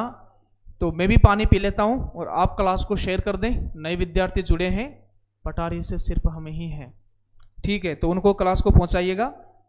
और तब तक अभी 7 प्रश्न और हैं, ठीक है भाई। अब जो प्रश्न आने वाले हैं ना, पूरा कॉन्सेप्ट में क्लियर करने वाला हूं, तब तक आप क्लास को शेयर करिएगा। उसके बाद अपन क्लास को आगे बढ़ाते हैं।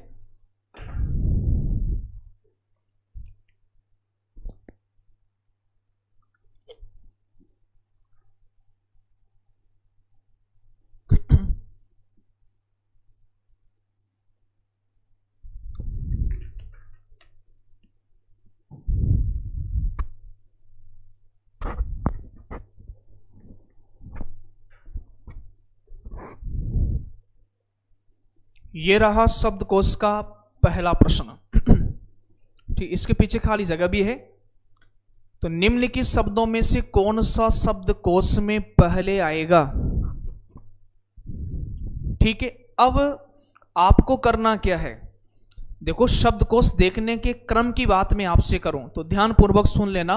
शब्दकोश देखने का क्रम क्या है देखिए, शब्दकोश देखने में सबसे पहले ध्यान रखना क्या आता है, सबसे पहले आता है अनुस्वार। जैसे हिंदी का गार सजा तासी ने वर्णानुक्रम पद्धति का प्रयोग किया है। रामपुर से भीमसेन बिल्कुल स्वागत है आपका।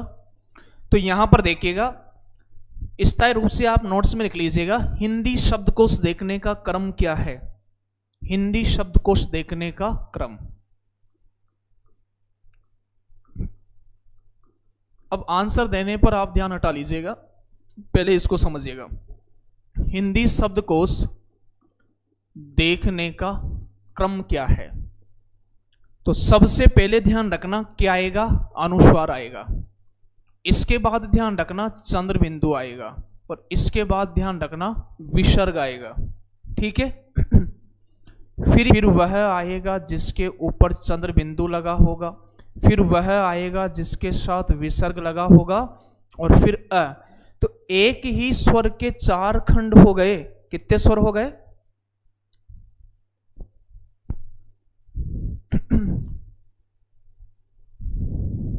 नेटवर्क प्रॉब्लम हो सकती है, थोड़ा धैर्य बना करके रखें।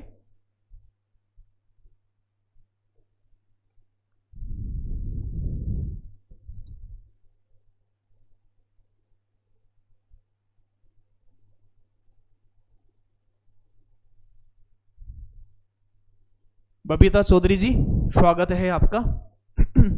अब सही चल रही है क्या, बता दीजिएगा।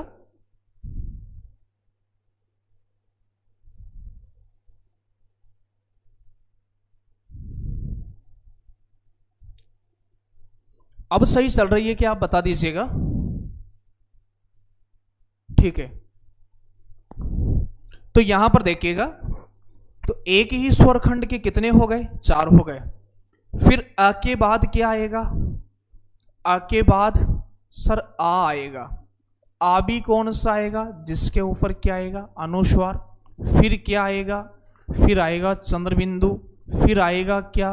विसर्ग वाला, और फिर आएगा आ। इसी तरह से एक एक स्वर के 4 होते जाएंगे।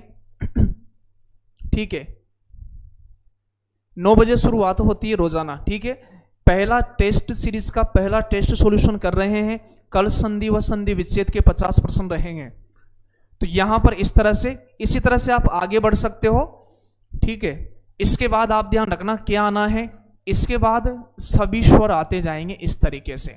सर स्वर के बाद क्या आएगा? व्यंजन आएगा, और व्यंजन में भी आप देखो सबसे पहले तो वर्गीय व्यंजन आएंगे, और वर्गीय व्यंजन में आप देखो सबसे पहले क वर्ग आएगा। शानदार तरीके से आना चाहिए। वर्ण विश्लेषण में आप ध्यान रखिएगा, आधा क्या है, पूरा क्या है, आधा क्या है, पूरा क्या है, उसका आपको ध्यान रखना है। वर्ण विश्लेषण में यह भी ध्यान रखना है कि व्यंजन तो आगे आएगा, व्यंजन आगे आएगा, और वर्ण विश्लेषण में स्वर को पीछे निकालना है, स्वर को पीछे निकालना है। हो सकता है नेटवर्क प्रॉब्लम, क्योंकि मौसम आज खराब हो रहा है तो नेटवर्क प्रॉब्लम हो सकती है। ठीक है, नेटवर्क प्रॉब्लम हो सकती है भाई। अब मैं शब्दों को लेता हूं। अब शब्द कौन कौन से हैं देखिएगा। यहां पर शब्द हैं ग्रहण, गलानी, गुरु, ग्रहित। गुरु में छोटे हो की मात्रा आएगी, चलो अपन देख लेते फिर भी। ग्रहण,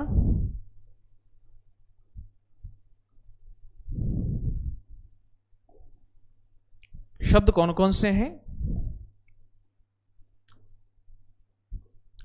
एक शब्द है ग्रहण, गलानी, ग्रहण, गलानी, और फिर शब्द है गुरु और ग्रहित। गुरु ये ध्यान रखना, यदि शिक्षक के लिए आ रहा है तो छोटा वाला है, और ग्रहित ये वाला। क्या करना है बताओ? सबसे पहले आपको करना है वर्ण विश्लेषण। यहां तो क्लास चल ही रही है, आपके हो सकते कुछ नेटवर्क प्रॉब्लम। यहां तो सही चल रही भाई क्लास। ठीक है, मैंने भी मोबाइल चालू कर रखा है, यहां सही चल रही है। वर्ण विश्लेषण करिएगा। वर्ण विश्लेषण आपका बिल्कुल सही होना चाहिए। तो ग्रहण में क्या है?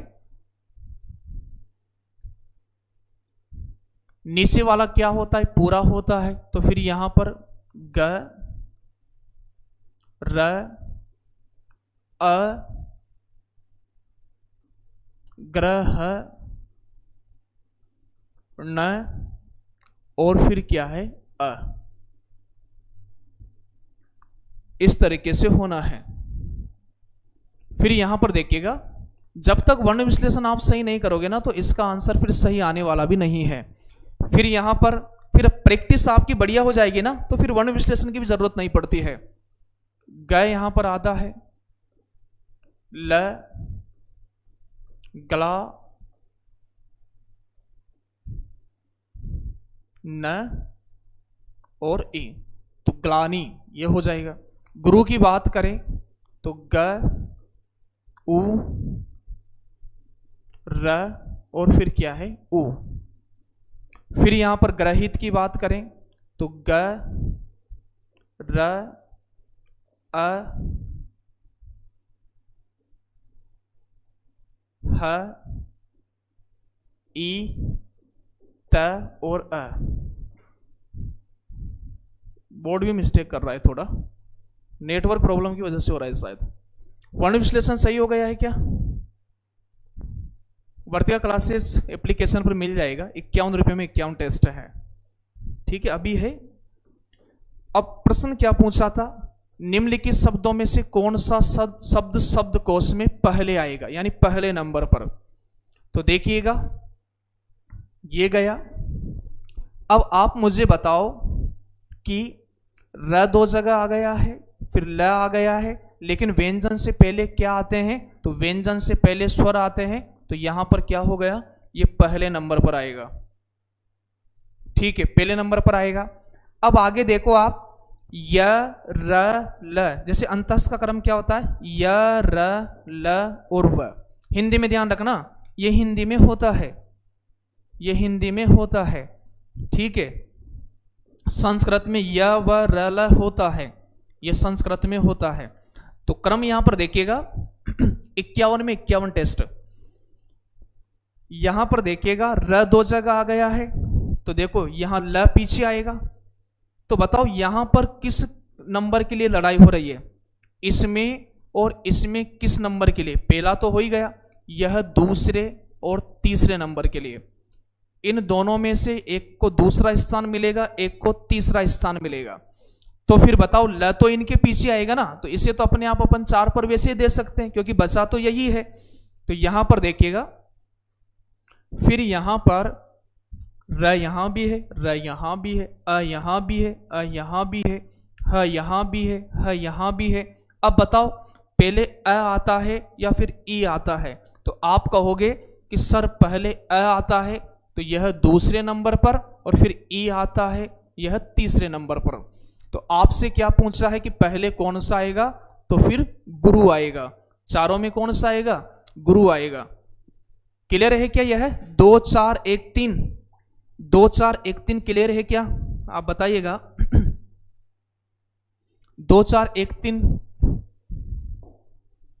तो यहां पर देखिएगा 2 4 1 और 3। यदि इनको अपन क्रम से जमाएं तो पहले नंबर पर ये आएगा, दूसरे पर ये, तीसरे पर ये, चौथे पर ये। गुरु लगाया फिर भी रोंग है, तो फिर वहां पर सही करेंगे इसको, ठीक है। इसको नोट कर लेना भाई। उससे भी बढ़िया प्रश्न यह है, निम्नलिखित में से कौन सा शब्द शब्दकोश में सबसे बाद में आएगा? अब यह शब्द यहां पर त्रुटि हो रही है, ये ह्रास है, ठीक है। हार्दिक है, हृदय है, हृषिकेश है, हृषिक धन इस तरह से। तो यहां पर अपन ह्रास की बात करें तो देखो ह, र, आ, स और फिर क्या हो जाएगा, अ हो जाएगा। हार्दिक की बात करें तो ह और आ, फिर बात करें र यहां पर उतरेगा, फिर द और फिर ई, फिर क और फिर क्या है, अ, ठीक है। फिर यहां पर देखिएगा हृदय की बात करें तो ह और स्वर कौन सा है, री ऋषि वाला है। इसके बाद में द और फिर क्या है, अ और फिर क्या है, य और फिर क्या है, अ। ऋषिकेश की बात करें यहां पर तो ह और फिर क्या है री, स और ई, ऋषि, क, ए, स और फिर क्या है अ। अब छांटो आप। वर्ण विश्लेषण सही होना चाहिए।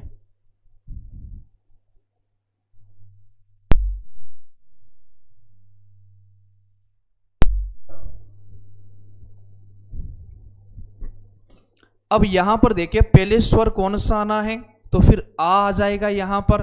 तो आ बताओ किस नंबर पर आ गया? पहले नंबर पर। आपसे बाद में पूछा है, ठीक है, पहले नंबर पर आ गया। इसके बाद में देखिएगा इनमें लड़ाई हो गई किस नंबर को लेकर के? दूसरे और तीसरे नंबर को लेकर के। आगे बढ़ो आप। पहले बताओ द आता है या फिर बताओ पहले से आता है?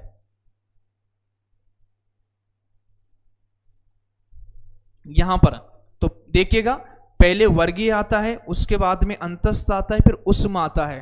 तो इसको कौन सा नाम दे दें? दूसरा। और इसका कौन सा दे दें? तीसरा। और यह कौन सा हो गया? चौथा। तो निम्नलिखित में से कौन सा शब्द शब्दकोश में सबसे बाद में आएगा? तो इसका आंसर क्या होना है? विकल्प नंबर अ। अरे आपको कुछ नहीं करना है,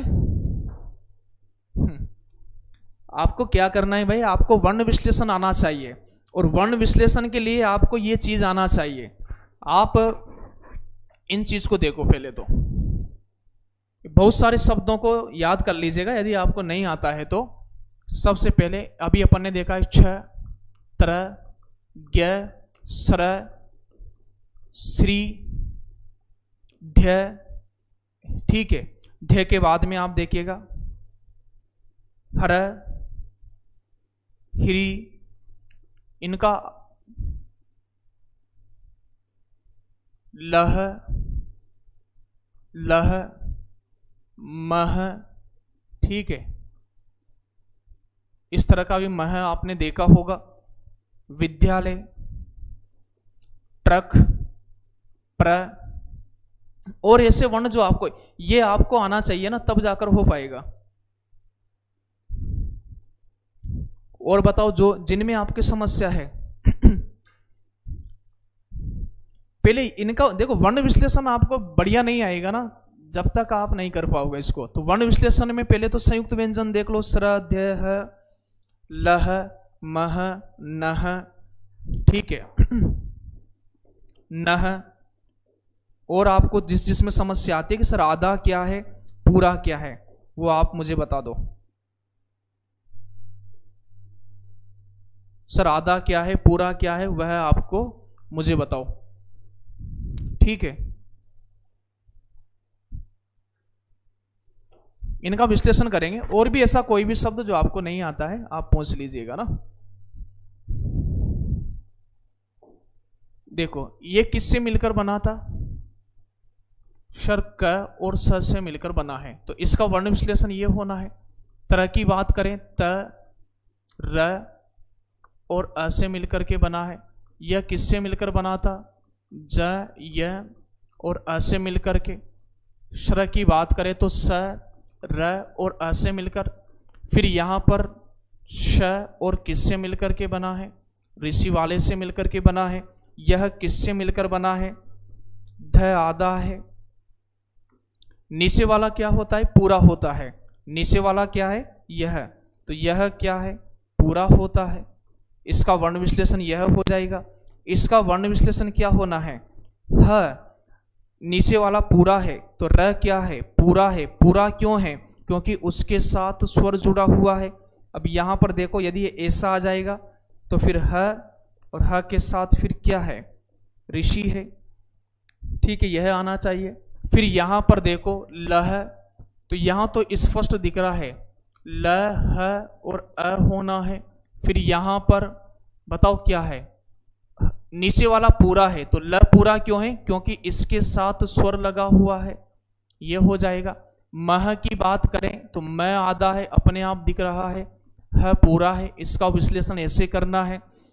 इसकी बात करें ब्रह्मा, ब्रह्मा जो लिखते हैं ना, तो यहां पर है आधा है, म और अ, ब्रह्म, यदि अपन सब लिखते हैं ना ब्रह्म इस तरह से।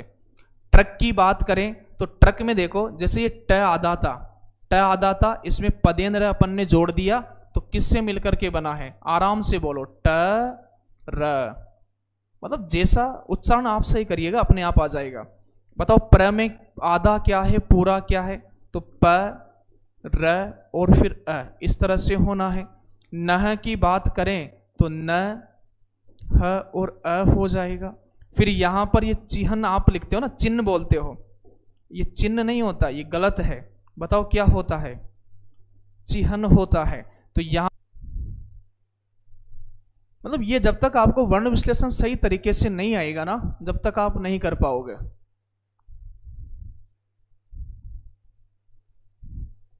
अब यहां इसका विश्लेषण देखो, ये वाला तो र आधा है, र य और फिर अ, इस तरह से आप करोगे।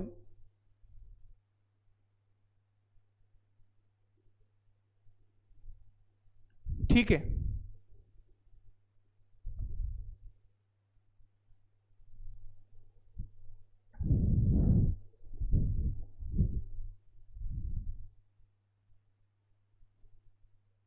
बिल्कुल अच्छे से आना चाहिए, आप हिंदी के विद्यार्थी हो तो फिर ऐसे कैसे कर पाओगे। चलिए अब देखिएगा यहां पर पीछे अपन जाते हैं, तो इसमें तो वो पहला वाला हो जाएगा। अब अगले प्रश्न पर अब गलती नहीं होना चाहिए, ठीक है, बिल्कुल। Radhe Radhe, good evening. शब्दकोश की दृष्टि से शब्दों का सही क्रम किस विकल्प में है, मतलब पहला, दूसरा, तीसरा, चौथा, इस तरह से आपको देखना है। तो शब्द कौन कौन से, उत्कंठा, उत्क्षिप्त, उद्योग, उद्वेग। उत्कंठा, उत्क्षिप्त,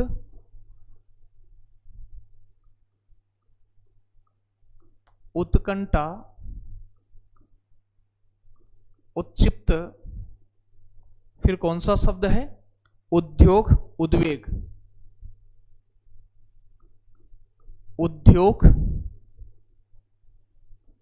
उद्वेग, ये चार शब्दों का आपको क्या करना है, पूरी सावधानी के साथ आपको करना है वर्ण विश्लेषण। क्या करना है, वर्ण विश्लेषण। लास्ट में अभी देखो अपन पूरा समझ लेते हैं, 2 प्रश्न में आपको देकर जाऊंगा, क्लास एंड होने के बाद आपको करना है और आंसर बताना है फिर लास्ट में कमेंट करके, ठीक है।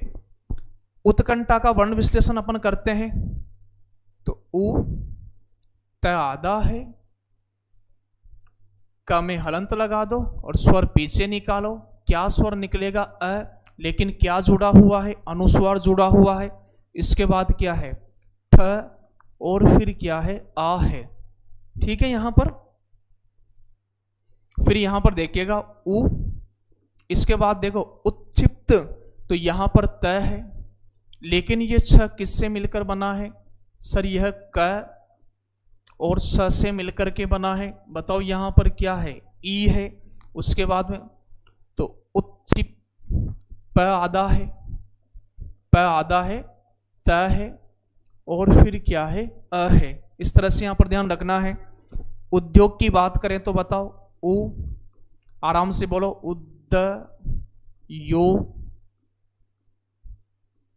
प्रेम से बोलना है आपको, जल्दबाजी में नहीं बोलना है, प्रेम से सब काम आसानी से हो जाते हैं।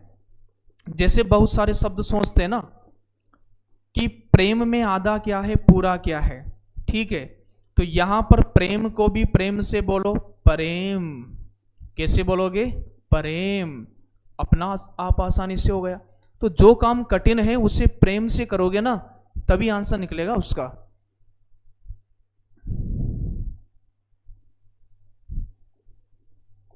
यहां पर देखिएगा तो उद्योग सही हो गया, यहां पर उ, ये ध्यान रखना, नीचे वाला पूरा है, तो फिर बताओ द क्या है, आधा है, फिर यहां पर व और फिर ए,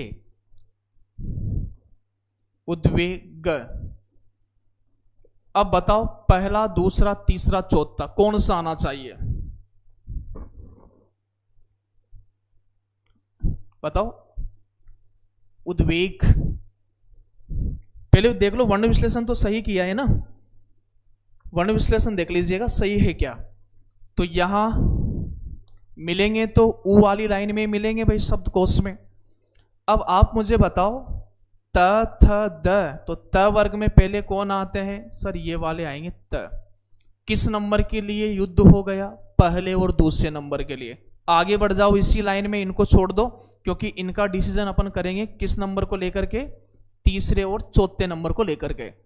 तो यहां पर देखिएगा आगे यदि अपन बढ़े तो क, अब आप देखिएगा पहले स्वर आता है और स्वर भी वह आता है जिस पर क्या लगा हो, अनुस्वार। तो इसकी वजह से यह कौन सा नंबर हो गया, पहला नंबर हो गया, और इसकी वजह से यह दूसरा नंबर हो गया। ठीक है, तो दोनों में पहले दूसरे की लड़ाई समाप्त। इसमें आगे बढ़ जाओ, 10 से 10 चला गया, पहले यह आता है या फिर वह आता है। तो फिर हिंदी में ध्यान रखना आप, हिंदी में अंतरस्थ य र ल और व। ठीक है, तो यार लव ऐसा याद कर सकते हो कि यारों यर लव, इस तरह आप याद कर सकते हो। ये हिंदी में क्रम ध्यान रखिएगा।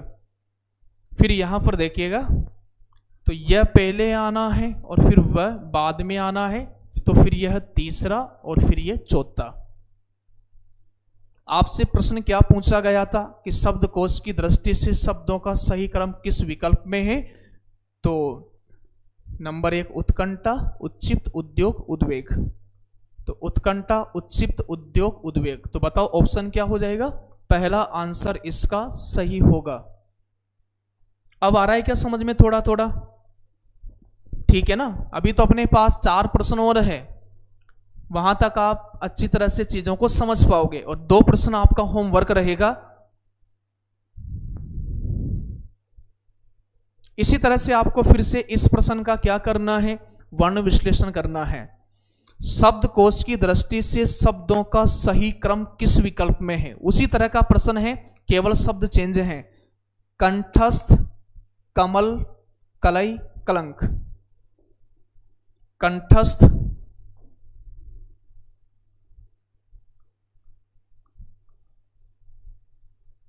कमल, कलई,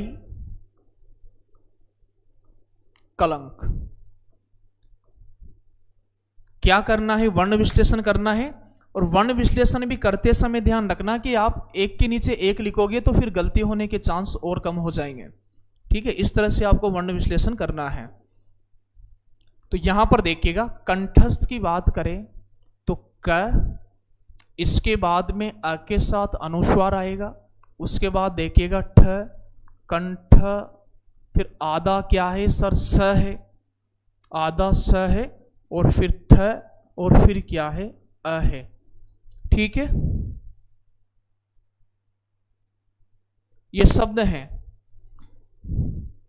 कमल की बात करें तो क, अ, म, अ, ल, और फिर क्या है, अ। हिंदी डिक्शनरी में आपको क्या करना है, 4 शब्द दे दिए हैं, उनको ढूंढना है किसके आगे पीछे कौन सा आना है। और जैसे क वाली लाइन में तो आप ढूंढोगे सही, लेकिन आगे पीछे कौन से हैं। कलई की बात करें, क, अ, ल, अ, और फिर ये क्या है, दीर्घ ई हो जाएगा। कलंक की बात करें तो क, अ, ल, और यहां पर क्या आना है, अनुस्वार आना है, फिर क्या है, क, और फिर क्या है, अ।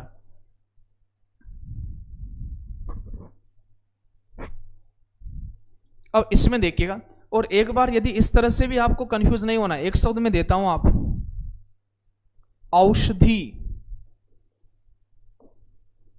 ठीक है, तो यहां पर इसका वर्ण विश्लेषण आपसे पूछ लिया जाए, ठीक है, या फिर कोई सा भी ऐसा शब्द जहां प्रारंभ में स्वर हो, जैसे अपन बात करें यहां पर इमला, तो यहां पर इसका विश्लेषण क्या है, आप ऐसे नहीं करोगे कि ई और ई करके बड़ा ई कर दिया, आगे स्वर है तो उसको वैसा की वैसा ही लिखो, ई, म, अ, ल, और फिर क्या है, आ है, इस तरह से। अब इसमें देख लेते हैं अपन क्या चीजें सही होगी। तो ये तो चारों एक जगह ही है, फिर यहां पर मैंने क्या कहा था, हिंदी शब्दकोश देखने का क्रम देखो क्या है। तो हिंदी शब्दकोश देखने का क्रम ये बताया है कि सबसे पहले अनुस्वार वाला आएगा, उसके बाद चंद्रबिंदु, उसके बाद विसर्ग, और फिर क्या है, अ है। तो यहां पर अपन बात करें,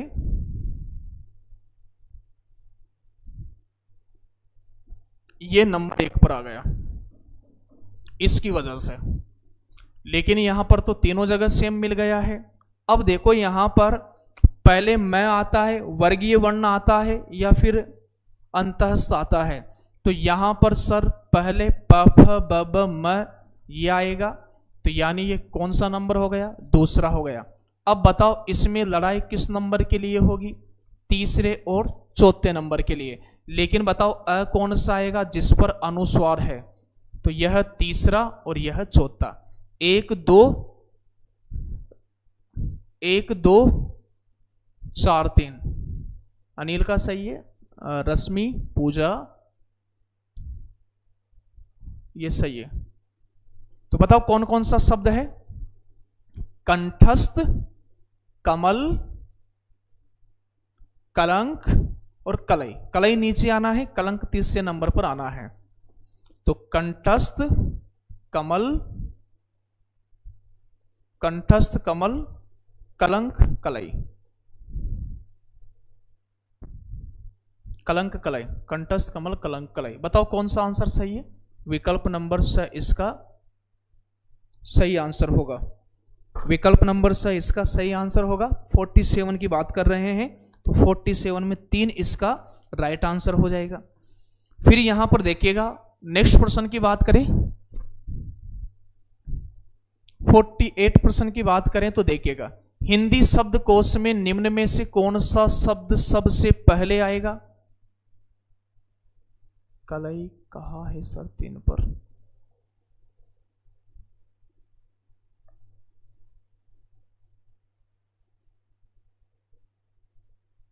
देखो अपन को ऐसे देखना था ना, पहला दूसरा तीसरा चौथा, ये पहला नंबर, ये दूसरा नंबर, यह तीसरा नंबर और यह चौथा नंबर। तो तीसरे पर कलंक होना चाहिए ना, तीसरे पर कलंक है और चौथे पर कलई है, सही तो है।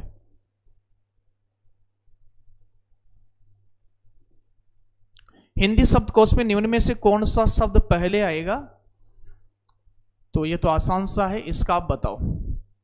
प अ क अ व आ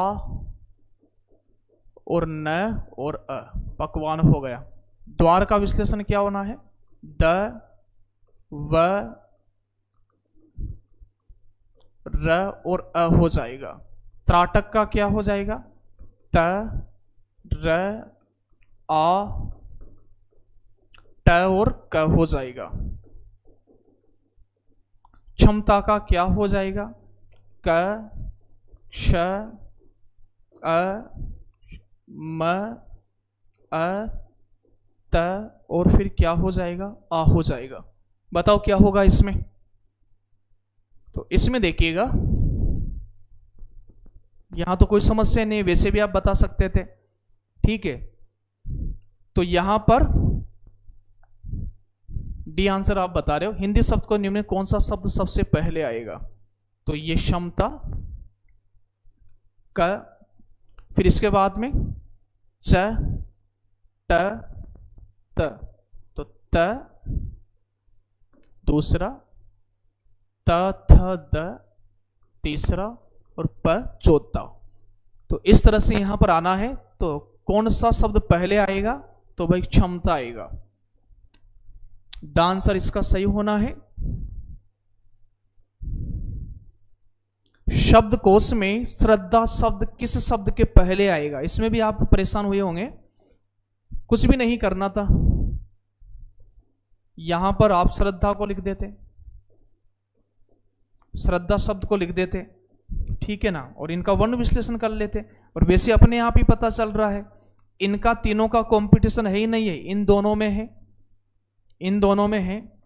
सर से सर काट दो, सर से सर काट दो। अब यहाँ पर म और ई है, और यहाँ पर क्या है, द, ध और आ है। तो बताओ पहले क्या आता है, त, थ, द, ध, म पहले आएगा। तो ये आएगा ना इससे पहले, यानी श्रमिक से पहले आएगा। टेस्ट ले लिया ना, ये टेस्ट के ही तो प्रश्न सोल्व करवा रहा हूं मैं आपको। चलो अपन फिर से विश्लेषण कर लेते हैं, यदि आपको फिर भी समझ में नहीं आ रहा हो तो शासन, शा, स, शासन, स, औ,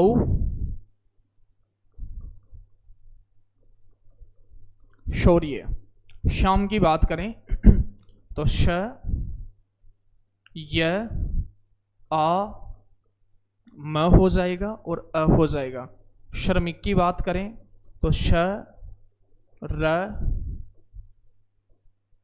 ठीक है, म, ई, क और अ हो जाएगा।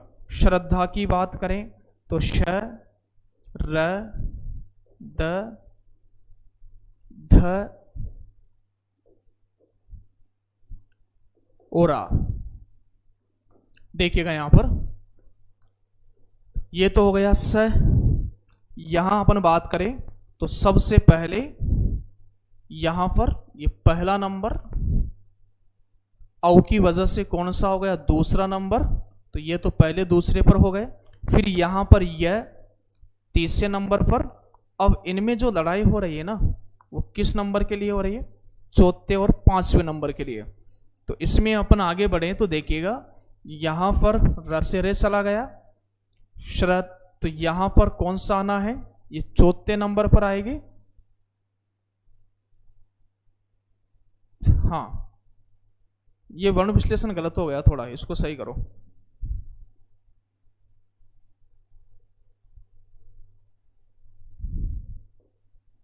इसमें देखिएगा श्रद्धा में श, र, तो ये तो सर बन गया। फिर द, ध और फिर क्या हो गया, आ हो गया। अब यहां पर देखिएगा किस नंबर के लिए, यहां पर चौथे और पांचवें नंबर के लिए, र से र, अ से अ। अब आप मुझे बताओ प, फ, ब, भ, म ये किस नंबर पर आ रहा है। सर ये आ रहा है पांचवें नंबर पर। कितने नंबर पर, पांचवें नंबर पर, म की वजह से, और त, थ, द की वजह से ये आ रहा है चौथे नंबर पर। ठीक है, तो आपसे क्या पूछा है, शब्द कोश में श्रद्धा शब्द किस शब्द के पहले आएगा। तो यहां पर देखिएगा ये श्रमिक पांचवें नंबर पर है, तो पांचवें से पहले चौथा आएगा, तो श्रद्धा। इसका आंसर क्या होना है, श्रमिक। आंसर द, तो श्रमिक के पहले आएगा। बात समझ में आ गई क्या यहां तक। ये वाला आपके समझ में आया कि नहीं आया, आप मुझे बताइएगा। और आज की क्लास का यह रहा लास्ट प्रश्न। जिन्होंने लाइक नहीं किया है तो लाइक कर दीजिएगा भाई। ठीक है, लगभग 2 घंटे होने वाले हैं अपन को। कल की क्लास भी 2 घंटे हुई थी। एक अलग से प्लेलिस्ट आपको बना दी है।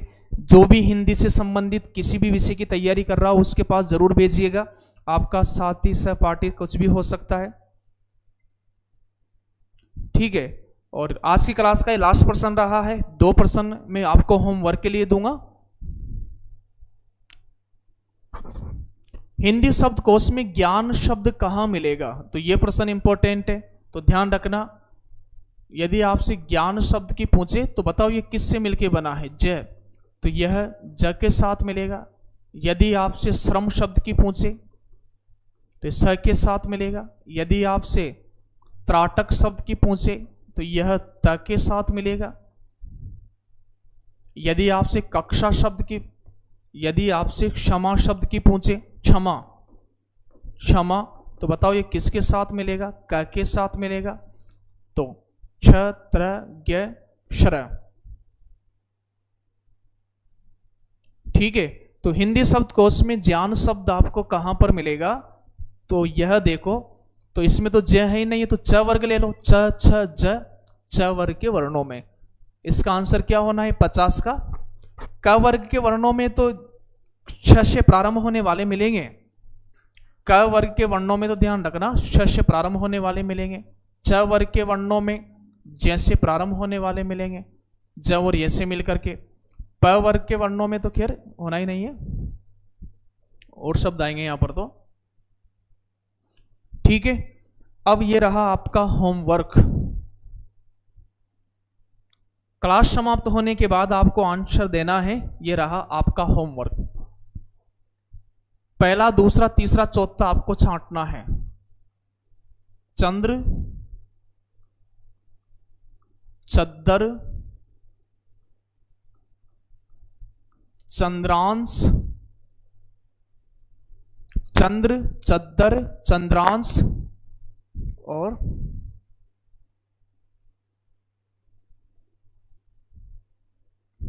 एक तो ये तीनों में से बताना है। एक होमवर्क ये रहा, चक्र, चक्कर, चक्रांश। एक ये रहा, एक ये भी लिख लो आप, विकास,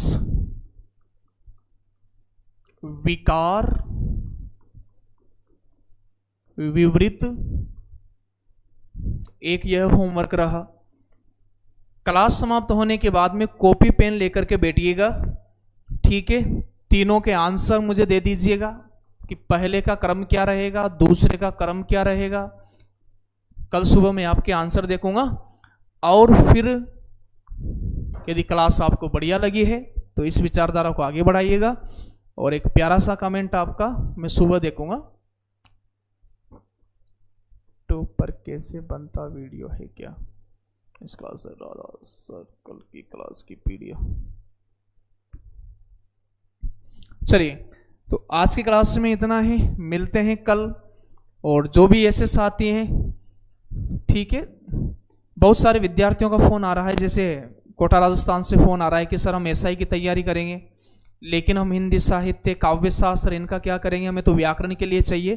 तो अभी एक योजना बन रही है कि जो ये व्याकरण के शायद 23 टेस्ट हैं ना, तो इनके लिए ऐसा विद्यार्थी जो रीट की तैयारी कर रहा, वर्ग 3 की, एसआई की, पटवार की, राजस्थान में पटवारी भर्ती बहुत जल्दी आने वाली है, तो उनके लिए इन टेस्टों को मैं बहुत जल्दी 11 रुपये में उपलब्ध कराने वाला हूं, व्याकरण वाले टेस्टों को। ठीक है भाई, क्योंकि उनकी शिकायत है कि हम पूरे टेस्टों को लेकर क्या करेंगे, 51 रुपये में, हमें तो केवल व्याकरण के चाहिए, तो 11 रुपये में। तो ऐसा बच्चा जो एसआई वगैरह की तैयारी कर रहा है वो भी इसका फायदा ले सकता है। और शाम को डेली क्लास 9 बजे होती है, 9 बजे वो जुड़ सकता है। अभी वर्तिका क्लासेस एप्लीकेशन के सभी कोर्सेज पर हिंदी का कोई भी कोर्स हो 50% ऑफ चल रहा है। एमपी सेट का पेपर आपका दिसंबर में है, उसको लेकर के आप कवर कर सकते हो। ठीक है, नेट सेट 2 वर्ष की वैधता के साथ नेट सेट और असिस्टेंट प्रोफेसर के कोर्स मिल रहा है ना। और यदि राजस्थान के हो आप, RPSC first grade, RPSC second grade की आप तैयारी करना चाहते हो, तो बिल्कुल आप जुड़ सकते हो। बिल्कुल क्वालिटी वाला, बिल्कुल प्रमाणिक तथ्यों के साथ चीज़ों को, केवल बहुत ज़्यादा रेट नहीं है। शायद यदि आप वर्ग 2 का लोगे, मतलब 50% में आपको 1000-1500 रुपये में फर्स्ट ग्रेड और सेकंड ग्रेड के कोर्स मिल जाएंगे। यदि आप छत्तीसगढ़ के हों तो छत्तीसगढ़ व्याख्याता का कोर्स यहाँ पर चल रहा है। चलिए, आज की क्लास में इतना ही। शुभ रात्रि। आपका आने वाला कल का दिन बेहतरीन हो। पढ़ के सोइएगा, एक जो टेबल है उस पर लिखकर सोइएगा कि कल आपको क्या क्या चीज़ें पढ़ना है, कितनी चीज़ों का आपको क्लियर करना है। और कल 9 बजे आप मेरे साथ फिर से जुड़ जाइएगा। पुनः आपका स्वागत रहेगा बेहतरीन तरीके से। और मैं आपसे ये दावा कर रहा हूँ, मैंने शुरुआत में ही बोल दिया है कि शुरुआत करना और उसको अंजाम तक लेकर जाना, ये कुछ ही व्यक्ति होते हैं। आपको भीड़ नजर आ रही है, ये भीड़ है नहीं है ना। जैसे ग्राउंड में आप कोई दौड़ लगाने जाता है तो 6 बजे जाएगा तो उसे बहुत कंपटीशन लगेगा, लेकिन जो बच्चा 3 या 4 बजे उठ के दौड़ रहा है तो ग्राउंड में कोई नहीं है, उसके सामने कोई कंपटीशन नहीं है। इसलिए पहले निकलना बहुत जरूरी होता है। तो बहुत बहुत धन्यवाद विद्यार्थियों, कल आपका इंतजार रहेगा। नमस्कार, शुभ रात्रि। आपका कल वाला दिन मंगल हो, आपका जीवन मंगल हो, आपकी रात्रि बढ़िया हो। ठीक है, थैंक यू।